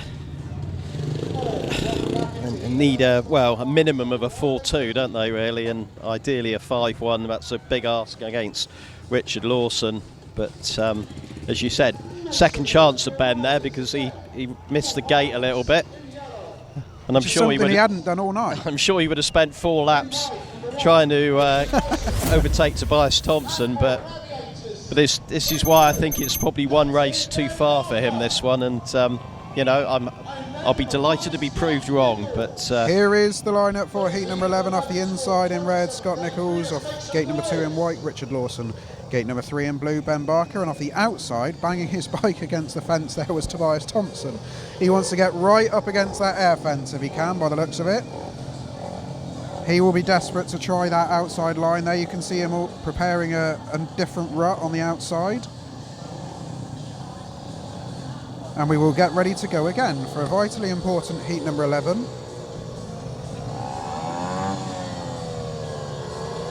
Crowd of, as I say, they've stayed in place tonight. They're here to the very end. Start Marshal now calls the riders to order. Scott Nicholls goes through his meticulous preparation. And here we go. Fingers crossed for the rerun of heat number 11. Ben Barker in as a tactical sub. The green lights are on. Long hold, tapes rise, and away they go. Barker's made it this time. He was not going to make the same mistake a second time, and Ben Barker follows around Scott Nicholls, and Scott Nicholls has got bike issues. Oh, of all the times, Scott Nicholls has bike issues, and Ben Barker now has to fend off Richard Lawson. Yeah, Richard Lawson and Barker battling it out at the front, but yeah, such a shame with Scott Nicholls there dropping out. Barker just giving this 100% again. Lawson not settling for a 3-3 here. He wants to win this race. He is absolutely giving it everything, and now Lawson tries to throw it up the inside of Ben Barker. Ben drifts, rides Richards towards the inside. They chop and change. What a move by Ben Barker. Up the inside, now he goes to the outside on the run to the line. Back against the wind. Ben Barker, how on earth is he managing to do this? I do not understand what we've just seen. We're running out of superlatives, aren't we? My goodness gracious me. It's only a 3-3, but he is raising the roof. Absolutely incredible. Speechless. Absolutely speechless. Well, Garry May obviously knew what he was doing there, bringing him in as a tactical, and Barker is repeatedly going to the well here. Just astonishing. I don't have the energy to write him a programme. It's a 3-all. It's a win in blue for Ben Barker. It's a second in white for Richard Lawson. Third in yellow for Tobias Thompson. Our heart goes out to Scott Nicholls, who would have played a huge part there with an engine failure. It's 30 points to 36 on the night. It's still a 12-point deficit. The Poole fans even appreciated that on the back straight. They give Ben Barker a warm round of applause. We're going to enjoy this in all its glory. They chopped, they changed. Ben drifts wide here. Richard Lawson comes up the inside. Richard commits. He goes to the inside early. They were so close to making contact here, weren't they? He gets the inside. Ben gets a bit of drive. Oh, up the inside, and now Richard Lawson thinks, right, I'm going to have you back again. Ben drifts off the inside when he probably didn't want to. Richard tries to throw it down to the line. Well, he's won it by a wheel. He He has won it. I didn't realise it was quite as close as that. Well, I'm relieved because I called it straight away. So I thought it was probably, well, at least half a bike length. But yeah, Richard Lawson, so close there. Just how is he able to do this? But we've now got Alfie BOWTELL out in red. It will be Tom Spencer out in blue, because the Gladiators have got nobody else. They've run out of riders here. So Tom Spencer gets a 4th ride. He's been on the pace. He gave it a good go against Zach Cook a little bit earlier on, so it's a good opportunity here for Tom Spencer to get another ride under his belt. So off the inside with only 1 point to his name is Alfie BOWTELL. He'll be hoping for a change of luck. Gate number 2 in yellow is William Cairns. A decent night for him. He's reached his average with 4. Tom Spencer yet to score in blue off gate number 3, and Louis Kerr off the outside looked much back to the Louis Kerr we've all come to know around the Coliseum. He goes off the outside in yellow. So we take a breath, we take a pause. 30 points to 36. The Pirates still hold all the cards and a 12-point lead overall. The sad thing now, all of Ben's efforts, all it did was hold it as it was, didn't it? It's his efforts deserve more there, really, in terms of helping the Gladiators close the gap a little bit. But as we said, of all the times for Scott to suffer an engine failure, it was then when Gary was playing a trump card in the tactical serve. But the green light is on then for heat number 12, and away they go. And Alfie BOWTELL has made it. Tom Spencer is trying to follow him round. Louis Kerr is down again. The red lights will have to come on. Tom Spencer and Alfie BOWTELL have got round. The red lights are now on. The Gladiators were on a 5-1 at the time. The fact the ref didn't put them on straight away suggests he thinks Louis Kerr was the cause of the stoppage there. So this will be interesting. Well, thankfully Louis Kerr is on his feet, which is the main thing here. I think this is just first bend bunching, isn't it? I think Alfie BOWTELL makes a great start. William Cairns goes nowhere, unfortunately, off the start. Tom Spencer goes into no man's land. There's no contact. Louis Kerr just spins a full 360 and goes to ground. The red lights did eventually come on, and Louis Kerr is on his feet. Louis Kerr is out.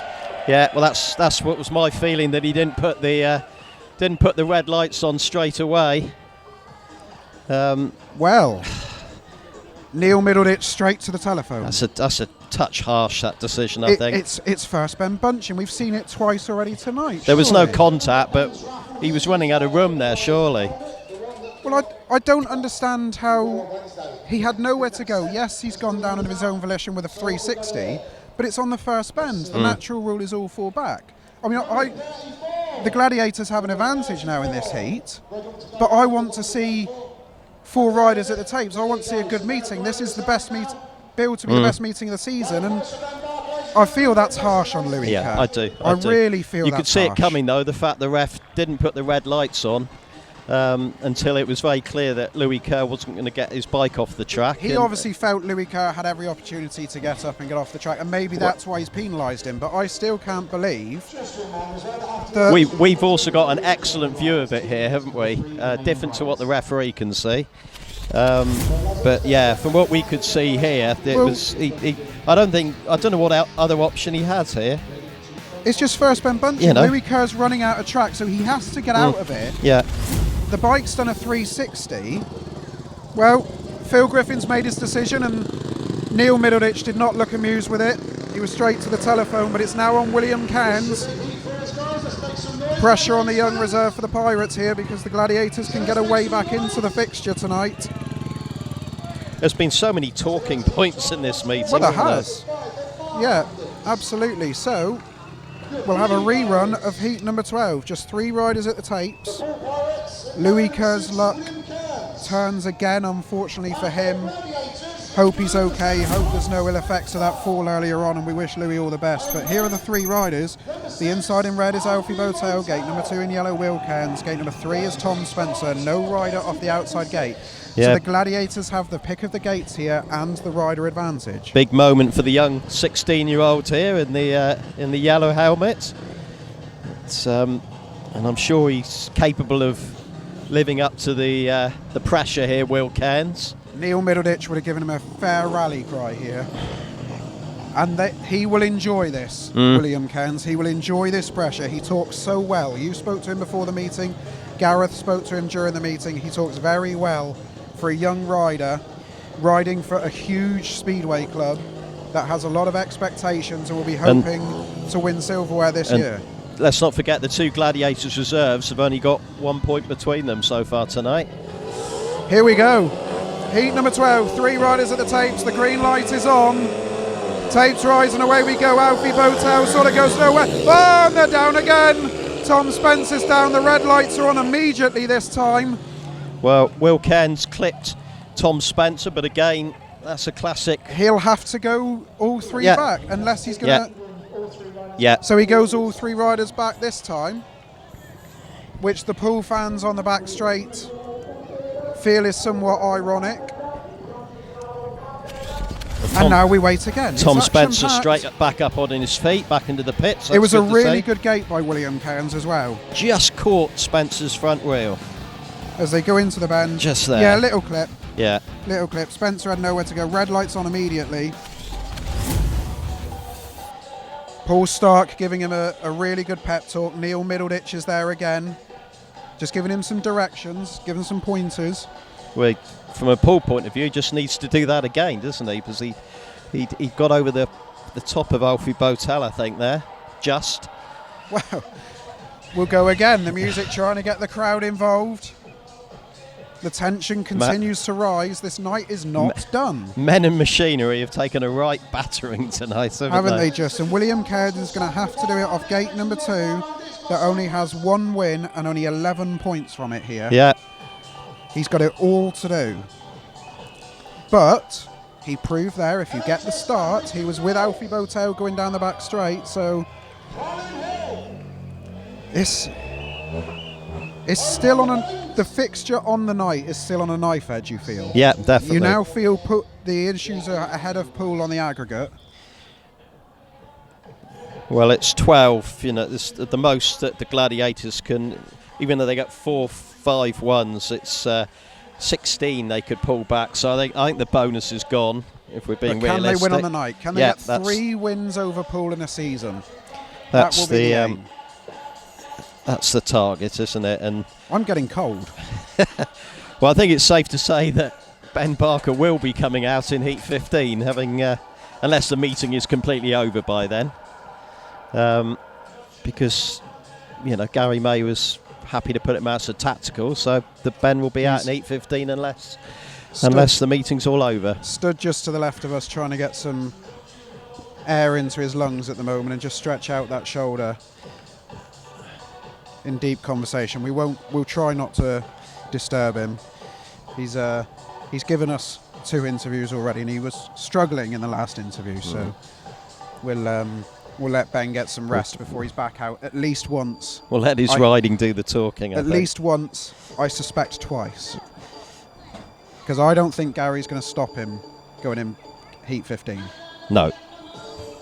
But if the meeting's all over then surely... Well, then it becomes... We go back to the human question we had earlier, don't we? Yeah. What limits is Ben willing to go to? There he is in conversation with a young fan. I think he might be going down for a picture or an autograph, which is great to see. That's something the Gladiators are doing really well this year. He's been doing that tonight as well. He's been, despite being in pain, when the youngster fell off on the Pee-wee bikes, I think at the start, he was out there checking straight away to see if the child was okay. He's when we had the long break, he was walking along the main stand signing. You know, he's going up into Club 500 at the moment. He's going to greet the hospitality guests here at the Coliseum, which is great to see. Great to see that full again this evening.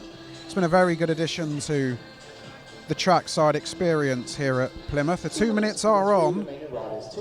We still have plenty of racing to go this evening. Yeah, still 4 more races, believe it or not, and time is ticking on. What are we up to now? Almost 20 past 9.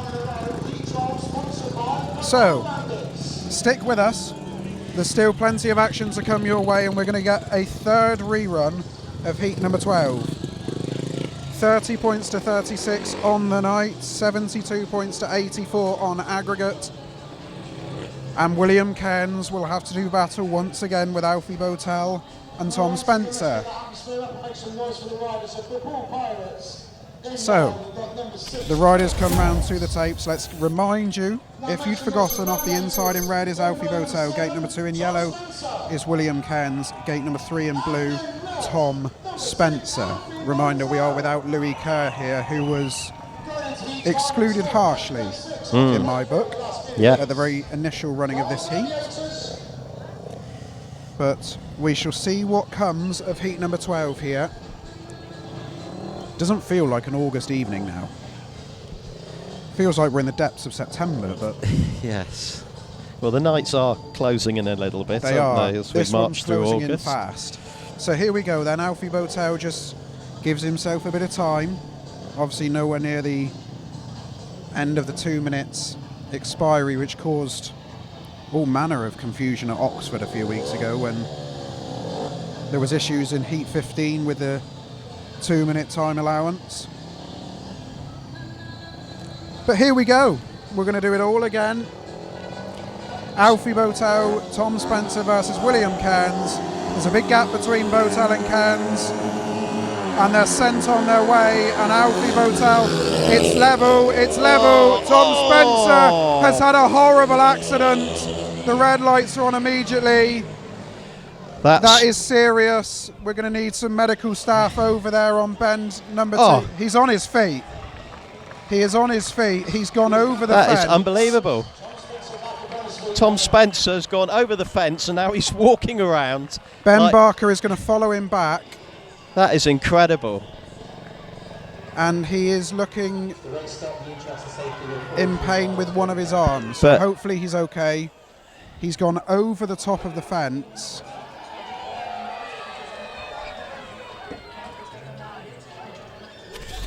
And fingers crossed that he is okay here.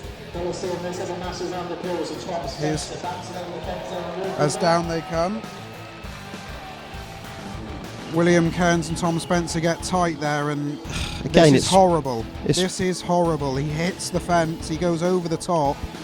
His bike has deflated the air fence. Again, it's first bend bunching, isn't it? It is. William Cairns was enjoying a bit of interaction with the crowd as they came round.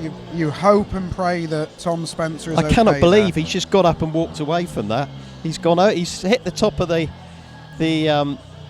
It's a bit like the Ben Barker one where he landed on top of the air fence but stayed on the top of the air fence. That was in a recent meeting, but this time he's gone over the catch fencing as well. So there it is. Oh my, that's at full speed as well, isn't it? Oh, that's horrible. I cannot believe he's just picked himself up and walked back. I know he's looked like he had an arm injury, but I guess the adrenaline was still pumping as he landed. He just wanted to get up and... And now Mark Phillips and his track staff have it all to do once again. So we're going to have the interval now, it would seem. We're going to have the interval now. They're going to... Because this is going to take a bit of work again, unfortunately. So Mark Phillips and the team will get to work. We hope and pray that Tom Spencer is okay. We hope that all is well. The curfew time is going to start coming into this. I can see that Tom is walking into the ambulance behind us here. He looks okay. He looks a lot better than he did certainly when he went down. And I mean, heavens above, we've seen it all tonight, and you have to admire what these boys put themselves through, because this is dangerous stuff, and they are putting absolutely everything on the line here tonight. He's one of the last remaining fit Gladiator riders, and he's picked up an injury as well now. He has, and Ben Barker is going out onto the track now, and it's the kids' race. He's done everything tonight, Ben, but please don't run in the kids' race. No, please don't. No. For heaven's sake. I think Ben's just going to adjudicate it. The dog is out there. The dog is out there, but we're not going to see the kids' race. We're going to go down to the pits and see what Gareth can find out for us. Well, here we are down in the pits then. The kids' race has just gone out. whole herd of children just ran past us as we came down. We nearly got knocked over, Rob. Down in the pits though, and obviously everyone's just wondering how on earth we're going to get through this meeting at the moment, because it does seem to be going on a little bit. Another huge accident with Tom Spencer, who I'm trying to look for over here, but I think something's going on down there at the moment with Tom, so I'm trying to work out what that is. It'd be great to have a chat with him, but he doesn't look like he's ready to have a chat at the moment. So we will go back over and see what's going on over towards the track over here. I can see Ben's there, but we've spoke to Ben quite a lot this evening, and his heroics, of course. Yeah, the kids' race is about to get going. I think we'll try and grab a quick chat with Garry if he's available. He's having a quick chat with Tobias THOMSEN at the moment. But you can see on the track there, Rob, I don't know if you want to pan out there, but there are hundreds of children here taking part in this kids' race. It is absolutely awesome to see. They really are. They're really filling this place at the moment this season, and of course with the kids being on holiday as well, there is a bumper entry for the kids race. So I'll see if I can quickly grab a word with Garry May, because he stood here. Garry, any chance of a quick chat, Garry? I know that you're keen to see the kids race, but we've this is some night, this, isn't it? Oh, I can't believe it. You know, I've tried everything. You know, we lost Lasse. We was on a 5-1 in Heat 8, you know, trying to claw it back, and Alfie comes down. And then I did the tack sub with against Richard Lawson, which was going to be a hard one to do. But I felt that my two could do it with the gate we had. And we're on a 5-1 and Scotty backs up. And then we're on a 5-1 there. And Luca didn't get back up. So, Speedway, I think I've had them all tonight now, you know what I mean? And Lasse's probably out for the rest of the season as well. So, here we go again, you know what I mean? But we keep trying, you know, and you know, the match isn't over yet, you know what I mean? And, you know, if we can get a 5-1 back here, you know, we're still in with a chance, you know what I mean? But it's been a really entertaining match tonight, you know, and with Poole in town, it always is going to be in it, because they're a strong side, you know. And, but, you know, everything's gone against me tonight, you know. I stand up there and I think, oh my God, again. What next? Yeah. You must be so proud of them, though. Like, you've seen some gritty performances. I have, you know. They're keeping on, you know. Poole are a good side, and, you know, they win everywhere and everything like that. But, you know, my riders have kept it close, because, you know, maybe they got 3 that are scoring, you know what I mean? But, you know, I'll just keep trying. It's not over yet, you know what I mean? A couple of 5-1s, I'm back in, Joe. Let's see how the last way. Maybe God will shine on me. Eh? Maybe he will. But at the moment, he's shining on Poole. But, you know what I mean? But, you know, I've had all the luck against me tonight. But that's right. That's the way it goes. And, I mean, the other thing here is the atmosphere tonight. I mean, obviously, there's been delays and things, but it's incredible, isn't it? Oh, it's brilliant. The crowd, you know, got behind my riders. And then the crowd have got behind the team tonight. It's just fantastic, you know. I'm glad, I'm happy for Mark, you know, getting in the crowd like this. You know, Paul probably brought a few supporters with him because they're local. But it was always going to be a tough match and always going to be a good match, you know, to watch. But, you know, people come and watch it and, you know, spend their money, and I think they've had their money's worth. I think they have, yeah. Now it's for me to go and win. Yeah, yeah. Well, it's down to you. It's down to you, Garry. And we've seen you do things like this before, so you never know. You never know. Best. Thank you. Give it a good one, Garry. But it's yeah, the kids' race is finished. You can probably see in the background they're all coming piling in, and we've obviously heard from Garry. He's determined to still do something with this last couple of heats, or last few heats here.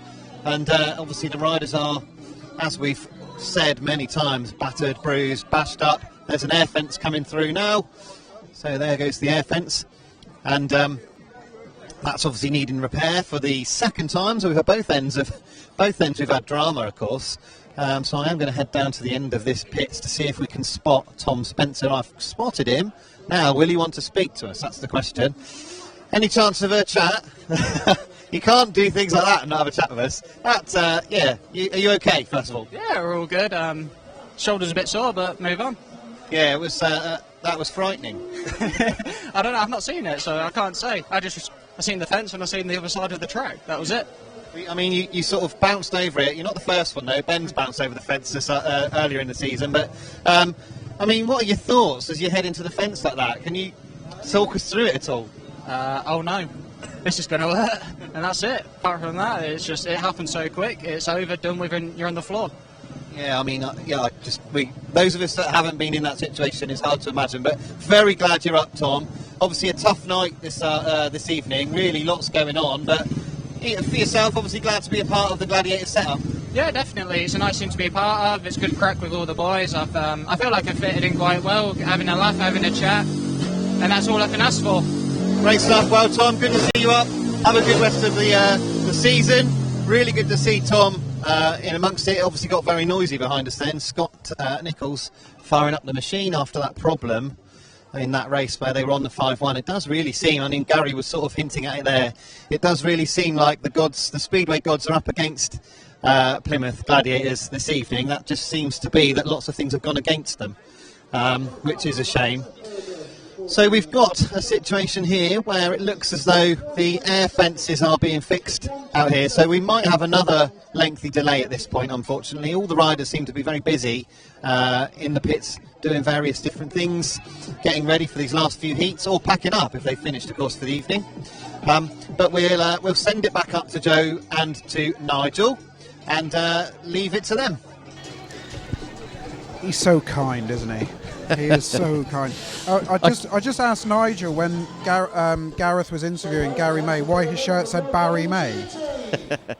But we can see some work going on to the air fence. There's a bit of urgency around trying to get this fixed. It's already a long night, isn't it? So, but safety comes first, and they've got to take as long as they need. When Tom Spencer ran just in front of us after unbelievably picking himself up and running straight round, he was in a lot of pain with his shoulder, but he's smiling when he's chatting to Gareth. They're a tough bunch, these Speedway riders, aren't they? I can't put... I mean, Gareth said it himself. I can't put myself in that mindset.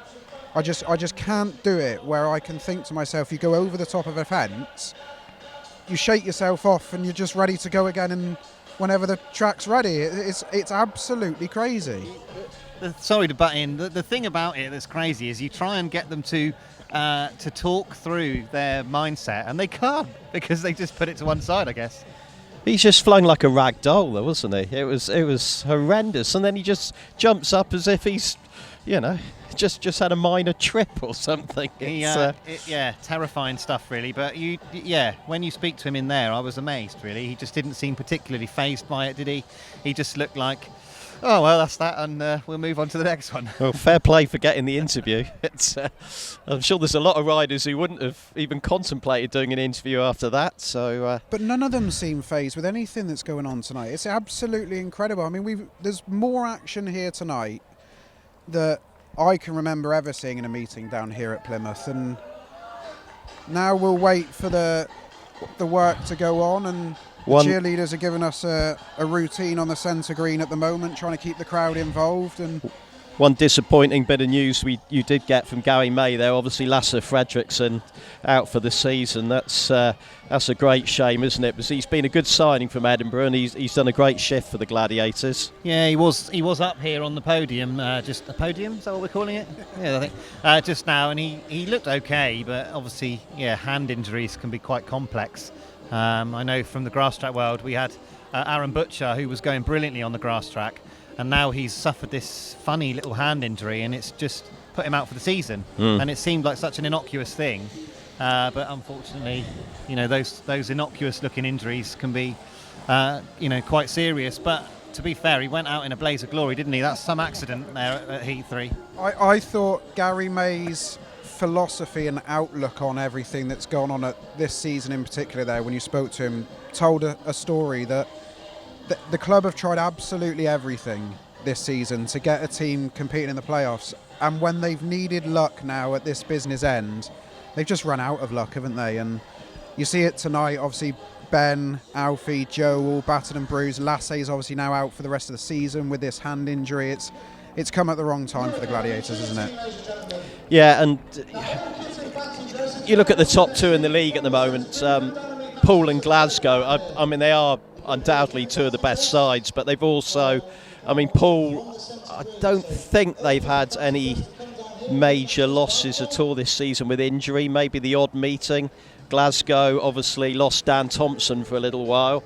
But there's a lot of, you look at what's happened to Berwick this year and their team, Redcar losing Eric Riss. So even though there's a lot of talent involved, luck also does come into it a little bit in terms of where the injuries are, who gets injured, and the Gladiators have had 2 or 3 seasons of this now, if not longer. Yeah, I mean, I don't know how many times I've stood here on Gladiators TV the last couple of years and said my heart goes out to Mark Phillips and Garry May, but it absolutely does at the moment, because as we joked about it earlier, if they had no luck, if they didn't have bad luck, they would have no luck at the moment. And it's obviously difficult enough with Nikolai Klint with his responsibilities in Poland, obviously not here tonight, and Kye Thomson having to step in and guess like he did last week so well against Workington. It's on top of everything with all the injuries, it's just all mounting up, and it's becoming too much. Let's take a look at tonight's rider scores then. Kye Thomson is 3, paid 5. Ben Barker somehow is 15 from 6. That's ridiculous. That is ridiculous. Joe Thompson is 5, paid 6. Scott Nicholls is on 6 from 3 without engine failure. Alfie BOWTELL just 1 point to his name. Tom Spencer yet to score for the Pirates. Richard Lawson 7, paid 8. Tobias Thompson 6, paid 7. Louis Kerr has got 5 to his name. He is now done for the night, you would assume. Zach Cook 4, paid 6. Anders Rowe with 6. William Cairns, as we said, has hit his average with 4, and providing he completes Heat 12, when we get it back, we'll get at least another point to his name. And Paul Starke with 4, paid 7 at the bottom there, proving the difference is at the reserve berth. Yeah, they tonight. got 8, paid 11. And on top of fitness of riders. Yeah. Gladiators just won from... Ben's done everything tonight. He's not going to fit the fence as well, is he? He's incredible, isn't he? It's... no one would have... he's gone in hospitality, he's done all the other bits and pieces. I know he's the skipper, but no one would have complained if he just sat in the corner of the pits tonight and kept himself away and dealt with the pain. But whether he does all these other things to take his mind off the pain, maybe it's a bit of a distraction tactic. But absolutely, it's obviously working very well for him. These guys on the track team need a bow to the audience here tonight with the efforts they've put in to get this meeting on, and the track's been good. Track's been in good shape. There's been little pockets of grip that have been picked up down the back straight and things, but the riders have tended to control them. Obviously, you picked up, maybe Louis Kerr picked up a bit of grip going into bend 3 there in that nasty accident earlier on. There's still differing, having a quick look at social media, there's still differing views on that. But as I said, I think it very much depends at what angle you saw that accident from as to what opinion you might have on that awful 3-rider crash. Here's the third rerun then of heat number 12, and you can see William Cairns just lifting off the start line, Alfie BOWTELL towards the inside, Tom Spencer towards the outside, and if you're of a squeamish disposition, look away now. Please explain to me how he's picked himself up from this. He said it at this point, Gareth, didn't he? That he's just saying, ouch, this will hurt. Yeah, it's the first time I've seen that back, actually, but you can see there he's caught himself on the post there, and I did see, I think it was Barry Bishop over there straightening that post. But I think that it was Tom that had bent it. But he's just got up straight away from that and ran back to the pits. I mean, it's a bit like that Chris Harris, Lewis Bridger thing at Poole, where Bridger ran him over, accidentally of course, and Chris Harris just got up and ran back to the pits. Bomber came back out and won that next race. Exactly. Yeah. Over to you, Tom. Over to you, Tom. It is astonishing. I'd be lying down for a week after that. I mean, it's... It's crazy the limits these guys go to. One thing I do know is I am no longer filling in a programme because I do not have a huge amount of light anymore. So, and you've got to say that is the reason. Twice tonight we've seen why tracks have this safety zone around the fence. Absolutely. Because that's twice tonight where we could have had a really serious incident, and because of the safety measures that are at tracks to have this gap between the fence and the standing area, we've avoided anything nasty going on, which you know. As you said yourself, Nigel, thank heavens nobody was stood close to that fence over there on bend 2. As Tom Spencer, as you so delicately put it, was thrown around like a rag doll from his bike. But I mean, for the fans near that, even though they weren't in danger of getting hit, it's still quite a shocking experience, isn't it? It's especially if you're new to the sport. And things, it's the lads have really put everything on the line for the huge crowd in tonight, and to their credit, are sticking around. They are not going anywhere, the crowd here this evening, which is great to see. Well, I think I can see a few people going to get some hot drinks, maybe, to warm their hands every up, time but we think this meeting's done, something else happens. You know, we thought it was all. There we can see the winners of the Gladiators fancy dress competition, which was an excellent promotion by the team here at Plymouth tonight to offer a fancy dress competition for the youngsters, and some of them have put in some sterling efforts there, it has to be said. I found the dog. The dog does not like Maximus. The dog was not amused with Maximus. But the club did a great job getting people in tonight. £5 off entry for Plymouth Argyle season ticket holders, with them playing all the way up at Bolton, and you know the under-16s came free tonight in the fancy dress competition. They're really trying to attract this new generation of fan, aren't they? Which is all we have to do. The dog is now being unceremoniously carried off the infield. But going back to what I was saying, we thought it was all over, 6-point gap. Ben Barker looked like he was done. Then he comes out for a tactical. Then they're onto a 5-1. Then Scott Nicholls drops out with engine failure. Then it looks like a tough pairing of Louis Kerr and Will Cairns. Kerr and Will Cairns, and then Louis Kerr gets excluded. You couldn't write it, could you? No, you couldn't. It was one of these meetings where if you handed it to a publisher, they'd send it back as being too far-fetched, I think. Rob Duran, the clerk of the course, is heading over to see how the remedial work to the air fence is getting on. I don't feel like they're too far away from getting the air fence in a decent position here, but they'll obviously give it the once over once it's in place to make sure all the necessary safety procedures are being met. There you can see the work Barry Bishop just the other side of the wired fence to make sure that everything's okay. As Gareth said, he's made sure that post is now upright again that Tom Spencer had hit. So we will now wait to see what goes on. It's all very quiet in the pits again. We're going to have some bikes starting up again at some point, we hope. You can see over into the corner of the pits Richard Lawson deep in conversation with Scott Nicholls. Ben Barker sat down taking the weight off his feet, probably for the first time this evening, other than when Gareth went to chat to him early doors. Just looking at the championship in general, there seems to have been so many close matches this season. Absolutely. More than I can remember. There's been the odd exception where... been a few super heats. Yeah. Super heats thrown around. But even like tonight, Poole, Plymouth, we were giving the scores earlier, Workington, Oxford, Edinburgh, Scunthorpe, Glasgow, those were 6-point wins. There's not a lot to choose between the teams at the top and the teams at the bottom this year. That's all that's lacking now, isn't it? Is a super heat tonight. Mm. We'll have had everything then. If you're playing bingo at home, tick them all off. If we get a super heat, we've had it all. So we're now going to get some... I think they're securing that panel. Yeah, they're getting close, aren't they? To the fence. Then we're going to have a little bit of track work because obviously they've had to shift some of the dirt out to get at the fence. So that bit of dirt needs to be replaced and treated. So Mark won't be able to hear us at the moment, Mark, but you all have our thanks for everything that you and the team have done tonight. There's those gate stats. 24 points from gate 3, 20 points from gate 1.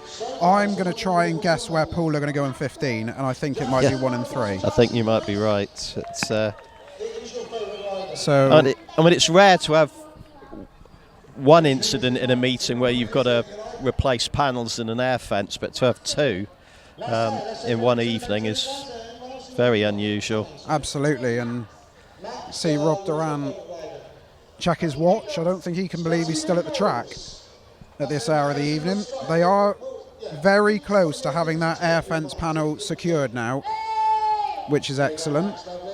I'm not sure. What's the curfew time? Is it... I can't be sure of it these days. I don't know what it was.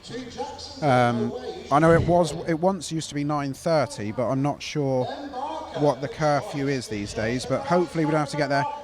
They have fixed the air fence. We'd be hoping it's 10 o'clock. Well, I hope after the efforts of all the track staff that it is later than sooner, because they deserve this to go 15 heats. What happens if you get to heat 15 and the scores are level, but you need a superheat, but you've reached the curfew? Because you can't come back for a one-off heat. I don't know what happens there. Is there a count-back system? If somebody's watching and they know, do let us know.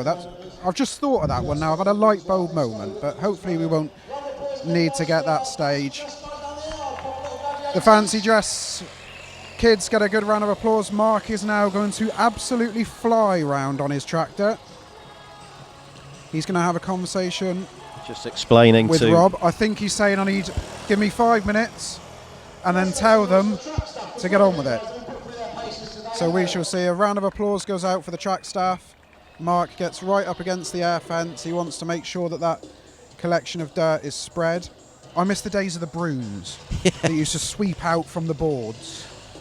Bring back the brooms, that's what we say. But Mark's now going to fly round. He'll whiz back around. He's only got one little area to grade here. He doesn't have to do a full track grade because we had literally only just had one. That's the thing. So he'll come back around. This is track grading at its finest and at its quickest, I think it's safe to say. Yeah, you can see the sparks coming off the bottom of the grader. He's going so fast. I think he is after Richard Lawson's track record here. I'm not sure he's going to set it on that. The only difference is he's going the wrong way around the track. It's, Barry Bishop gives us a thumbs up and a rather tired-looking expression. It's been some night. For two minutes is on. 2 minutes are on. If you've just gone to make a cup of tea, flick the kettle back off. Does that suggest the curfew is? I don't know. I won't say that, but so the 2 minutes are on. The riders are getting round to the William Cairns is round at the tapes. Here comes Alfie BOWTELL. So and here comes Tom Spencer. Just a reminder, it's 36:30. If you'd forgotten. Yeah, welcome to Gladiators TV. It's still Saturday night. Yeah. The news will follow the end of this programme. We've just ticked into our 4th hour of broadcasting tonight. We're just about to, I think. Here we go then, the rerun of heat number 12 for the 4th time. Fingers crossed the lads get round safely here. Off the inside in red is Alfie BOWTELL. Off gate number 2 in yellow is William Cairns, and off gate number 3 is Tom Spencer. I will be saying that lineup in my sleep this evening. But as I say, let's hope the lads get round safely. That's all that matters now for the rest of the meeting, that we continue. We've got no time for any more mishaps, really, have we? We don't. So, no, we don't. It's got to be a smooth 4 heats. And the riders from both teams have given absolutely everything tonight. And you have to take your hat off to each and every one of them, whatever your allegiance, whatever team you support. They've been a tremendous advert for their profession as speedway riders, the limits they've gone to, but they're reaching the tapes.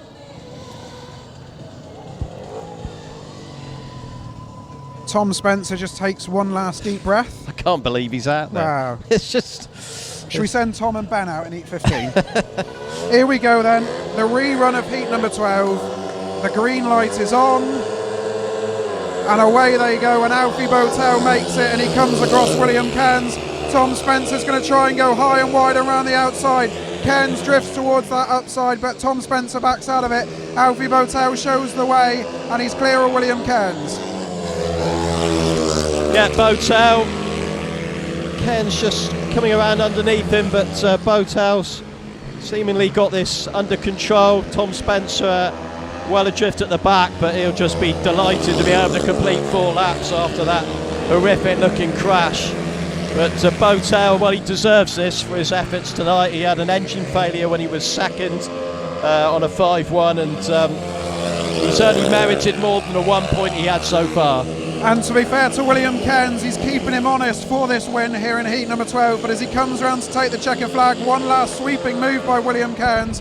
Alfie BOWTELL's luck changes and he gets a reward for his efforts. It's a 4-2 for the Gladiators, which brings them back into it on the night.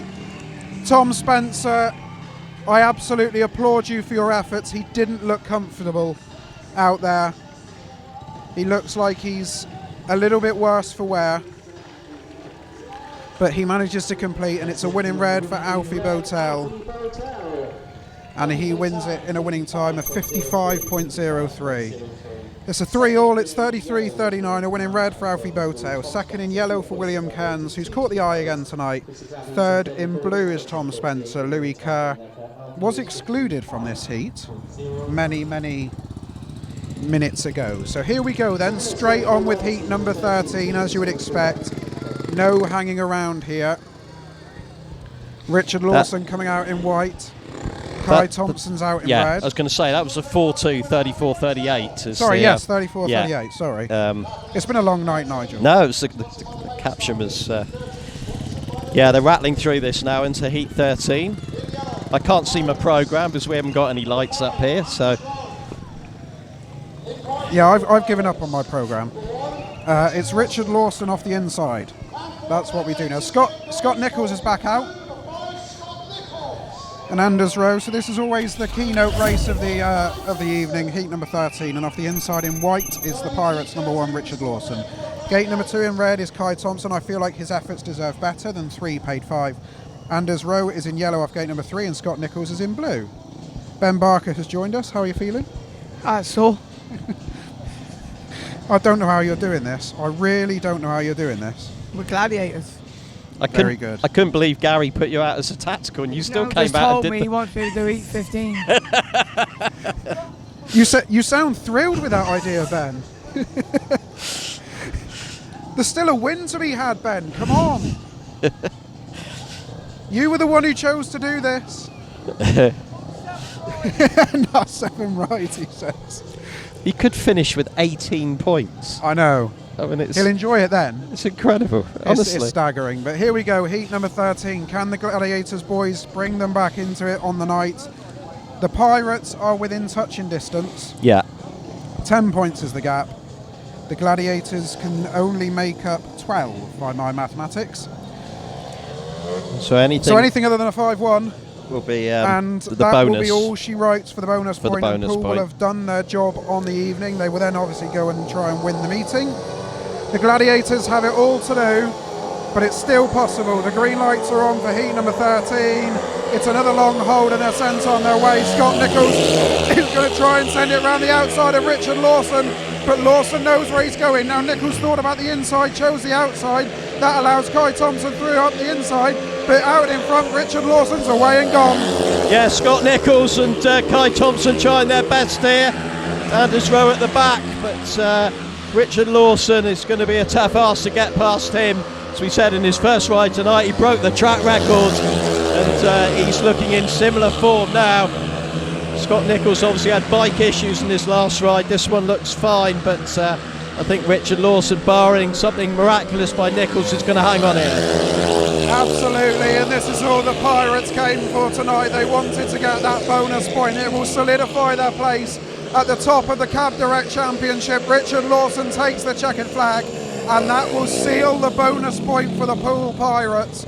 They now cannot be topped over the 2 fixtures, and a punch of the air from the Pirates number 1. Scott Nicholls gave it all he could, in all fairness to him. Kye Thomson's just got a bit of flame coming out the back of his bike. There's an interesting one. We now have had it all, but it's a win for Richard Lawson, and it's a 3-all, 53.71. We're not going to get anywhere near that 51 seconds earlier on. But your win in white for is Richard Lawson. Second in blue, Scott Nicholls, who gave it everything. Third in red, Kye Thomson. I stress, I feel like his efforts deserve more than his points have yielded. Agree. And fourth in yellow was Anders Rowe. So it's 37-41 on the night. The Pirates remain 10 points clear. The only way the Gladiators can force us into extra time now is with 2 5-0s.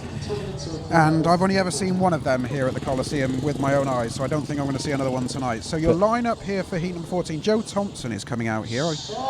And I would assume that... Alfie BOWTELL? Is it Alfie? I can't... It's He's programmed to be Alfie programmed, BOWTELL, yeah. so... And it's, Tom Spencer didn't look too comfortable in his last ride. Zach so I Cook imagine. and Paul Starke, I think, are the... Zach Cook and Paul Starke. So Poole need a heat advantage here to wrap up the win on the night, and which would give them the full 3 points and possibly would make them unassailable at the top of the table. Cammy Brown will be sat at home cheering on the Gladiators here. Off the inside when he gets there in blue will be Alfie BOWTELL. Gate number 2 in white is Zach Cook. Gate number 3 in red is Joe Thompson. Gate number 4 in yellow is Paul Starke. The Gladiators fans are still making noise. Still a good number of Yes, not many have fans left, in. are there? They are with us until the very end, and we are only 2 heats away from that end. Thank goodness it's the school holidays, but being a parent of... it would have been a long evening to keep your youngsters occupied, I think, if, Absolutely. If they're of primary school age. They won't be hanging around after 14.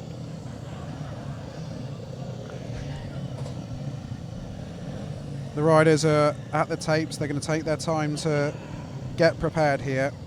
What can Joe and Alfie do? Can they keep the Gladiators in it on the night? 4 points in it, 37-41, a 5-1 now, and it sets up 42 apiece going into Heat 15. Will the Speedway gods shine on Garry May? The tapes rise and Alfie BOWTELL has made it. Joe Thompson's going to try and follow him round. Can Alfie pin Zach Cook to the inside? Here comes Joe Thompson round the outside. Zach Cook will shut the door on him. Joe will try and cut up the inside. Can he make it stick? Joe Thompson is through!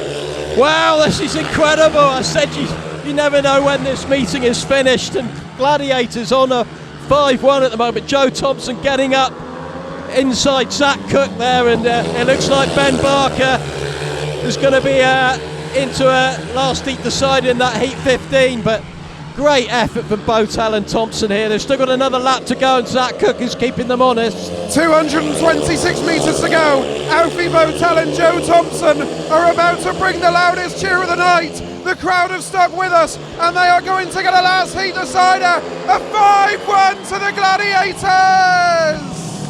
Wow. What as if you'd think you'd seen it all. As I said before, the script for this meeting has just been too unbelievable for words. And the Gladiators, despite all their problems tonight, all their injuries, they have taken this to a last heat decider. Alfie BOWTELL's finished with 7 points. Yes, 2 fantastic back-to-back wins. Rides. And Ben Barker will need to see a masseuse before he goes out here, I think. Well, I think Heat 15 was going to be his worst nightmare, but he'll be up for it now that victory is on the table. Well, a win in blue for Alfie BOWTELL. Second in red is Joe Thompson. Third in white was Zach Cook. Fourth in yellow was Paul Starke. It's 42 apiece. The aggregate bonus point is going back to Dorset. We have a last heat decider to end one of the longest nights of the season. It's going the distance. And I think it's probably fitting, isn't it, absolutely. that this ends at the last heat decider. Their efforts deserve an ending like this. Look at the rerun here, and what a move this is coming up here. Joe Thompson going around the outside of Zach Cook and then cuts back underneath him. Brilliant piece of riding by Joe Thompson there. And to get the bike turned. And of course riding against 2 former Gladiators here in Zach Cook and Paul Starke.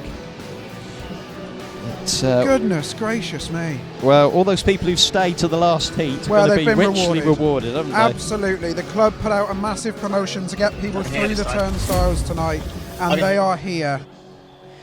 And now we wait to find out what's going to happen. Let's go down to Gareth and see what he can find out ahead of a crucial Heat 15.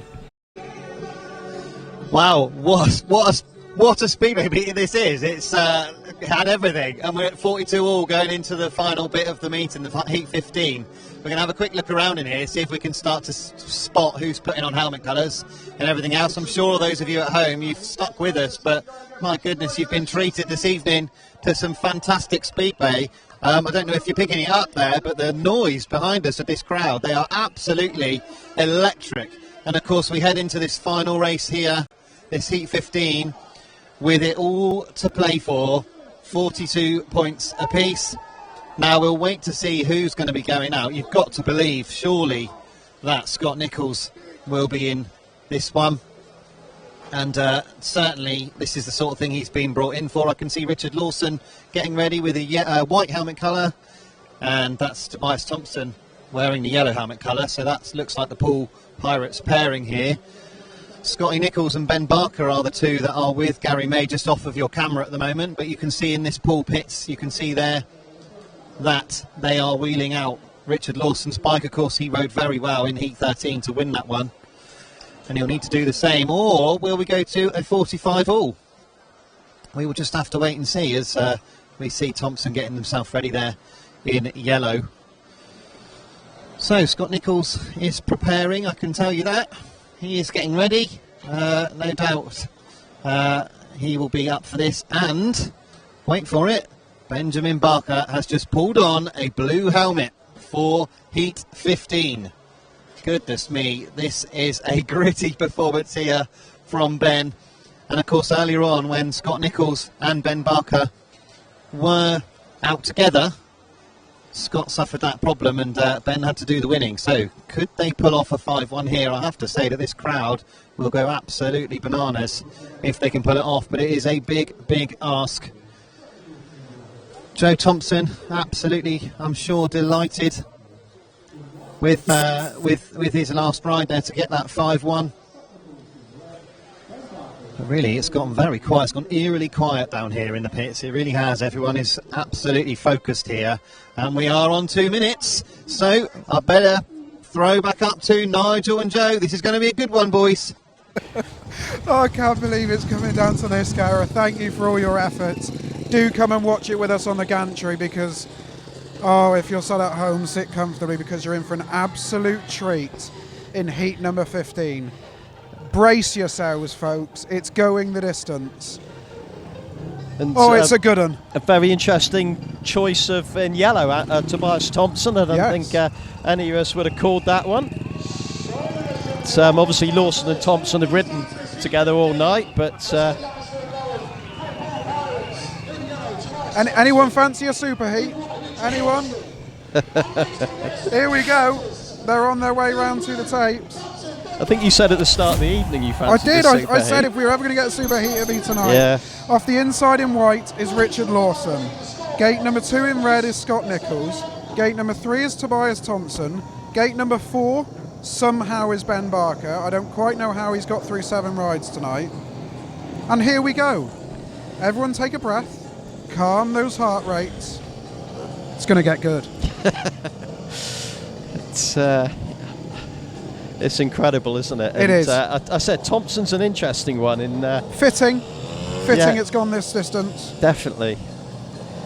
Tobias Thompson is looking down at his machinery. I wondered if there was a little issue there, but it doesn't seem like there is. Richard Lawson's just going to have to gate and go. He is furiously working with the rod. He's not going to be able to worry about what Tobias Thompson is doing behind him. So Ben Barker in that outside gate, as you said, you suspected Poole would choose gates 1 and 3, and they've certainly done that. Here we go then, folks. Stand by your stations. 4 laps of speedway to decide where the points go on the night. The start marshal moves out of the way. The green lights are on. It's all on the start. Scott Nicholls has got there. Ben Barker's trying to come over the top. This is enough for the Gladiators. Ben Barker! Around the outside of Richard Lawson. Scott Nicholls has a look for him. Barker's going to go around the outside. He's gone round Nicholls. This is phenomenal. Ben Barker looking like he's heading to 18 points with a dislocated shoulder. Lawson will keep battling, but it's a massive job to try and overtake these two. We're not going to need a super heat. The Gladiators are going to wrap up the 2 points on their own here, barring any mechanical failures. This is unbelievable. 226 metres. The NHS stand are already on their feet. The Bar Bandits have their arms in the air. The Colin Hinn stand are roaring to success. They come off the final bend. Get ready, folks. The Gladiators have done it! Ben Barker and Scott Nicholls for the 3rd time in a season. The Gladiators have beaten the Poole Pirates. What a night!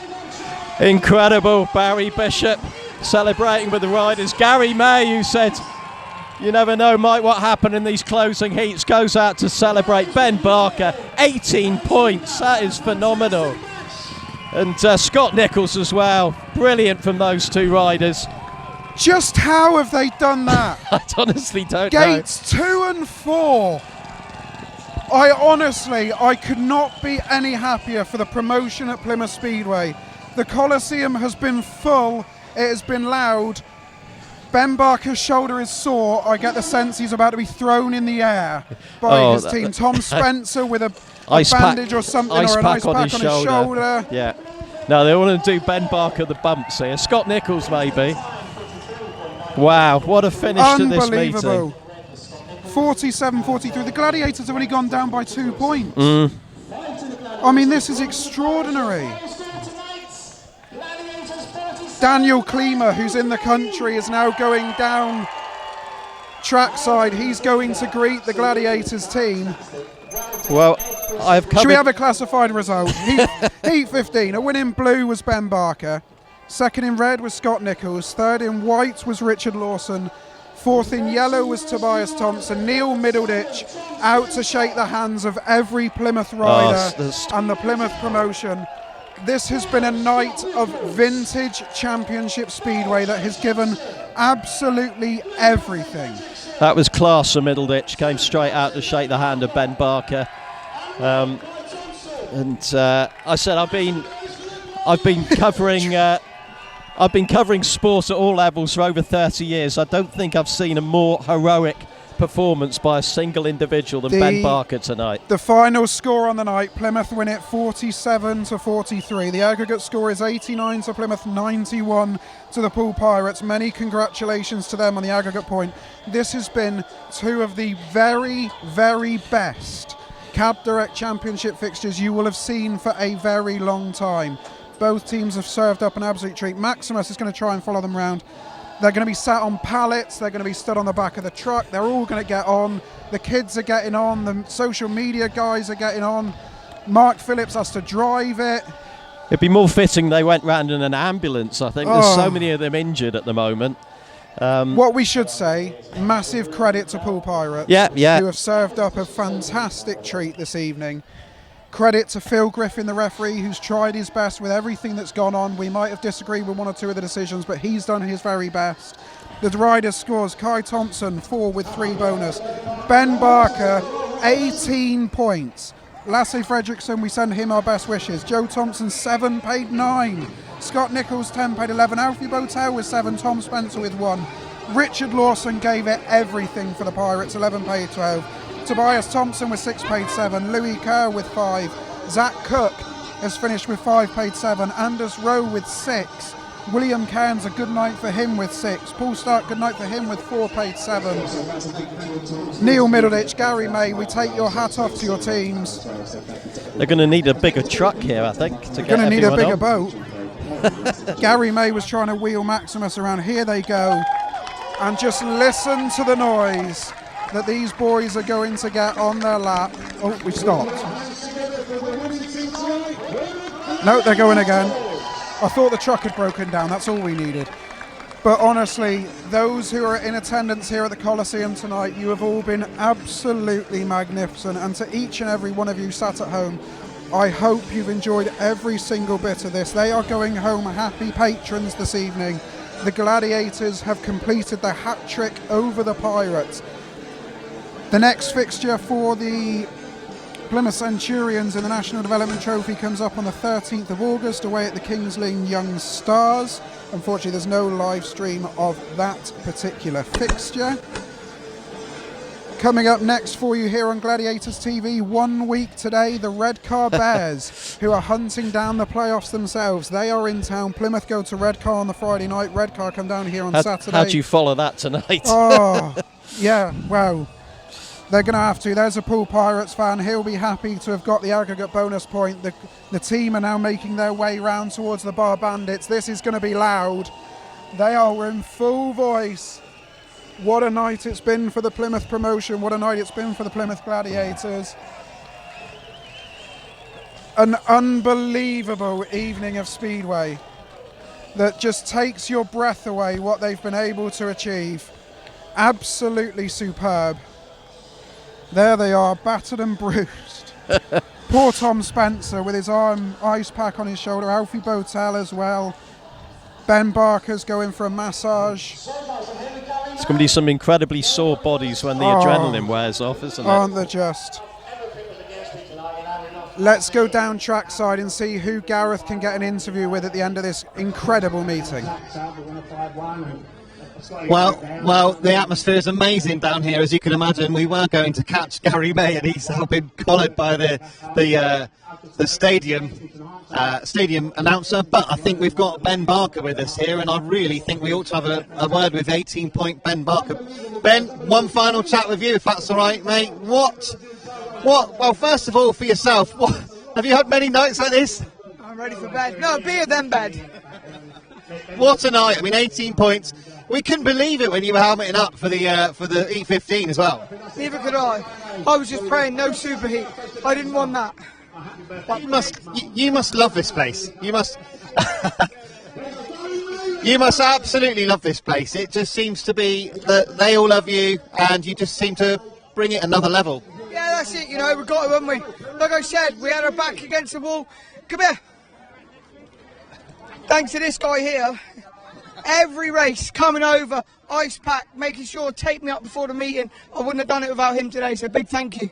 And yeah, well done. Well, it got you through, but I mean, what a night. I mean, just not from just your own perspective, but from the whole Speedway's perspective. I can't remember a night like it. The winner tonight, okay, we won, but Speedway was the winner. There was spills, there was thrills, there was brilliant racing. So if you don't come along, watch it trackside. You know, it's great here, and it's a great club. Yeah, I mean, the atmosphere's been electric all night. Do you think that helped to spur you on for that Heat 15? I mean, I know when you're on the bike, you can't hear, but when you're off the bike, they're giving it everything, aren't they? Yeah, it's it, you know. It's a tough night, but we've done what we had to do tonight, and it was good. Well, Ben, I know that you're keen to go and celebrate, so yeah, beer then bed, or bed then bed, I think is probably the best one. Plenty of people want to celebrate with Ben. My dad just paid a bill for me, so that's even better. Well done, Ben. Brilliant night, and yeah, we'll let you crack on. He wants to get gone, but you can see all of the riders are just are so keen to go and celebrate. They're absolutely delighted with what's happened here. The crowd are going home happy as well. It really has been a special night here for Speedway. So with all of these scenes before you, hopefully you've enjoyed your evening here at Gladiators TV. I know that everybody here has. On behalf of Nigel Walrond and Joe Bell up in the commentary box, and on everybody here at Gladiators TV, hopefully we see you trackside very soon, but if not, join us for our next live stream in the very near future. I've been Gareth Bemister, and I have had a great night, and I'm sure you have as well. Cheers, Gareth. We have to commend Gareth's efforts as well. Wow, Nigel, how do we sum this up? We're going to have a look at the team that brought tonight's show to you, because everybody can take a pat on the back, because it's been a long production, but everyone's done such a great job. Rob Haywood has been a man about town tonight with all the camera work. I've been the presenter, Joe Bell. Nigel Walrond has been alongside me all night. Gareth has been doing a sterling job in the pits, and we have to give a huge thanks to Andy Hague in the truck, who has pieced everything together tonight. All our graphics from Can Dysov, the rider images from everybody. It has just been a special night. In a couple of words, how'd you sum that up? Astonishing. As I said many times tonight, if you'd given me that script at the start of the night, it would have got put in the bin as too far-fetched. It had absolutely everything tonight. I think Ben summed it up best. It had thrills, it had skills, spills, everything you could want in a Speedway meeting, a last heat decider, and hats off to both teams, but particularly the Gladiators. Absolutely. Hats off to both teams. Ben would make a hell of a marketing manager, by the way. He would. Hats off to both teams. We hope you have enjoyed the coverage here with us on Gladiators TV. As Nigel said, a huge thanks and credit must go to both teams, the team managers, the track staff here at Plymouth tonight. Everything has been thrown at them, and it has been one of the most special nights in recent times here at Plymouth Speedway. If you've enjoyed the action, we're back again next Saturday against the Red Car Bears. The very best of luck to the Poole Pirates for the rest of their season. I've been Joe Bell. This is Gladiators TV. I need a lie down. We'll see you again soon.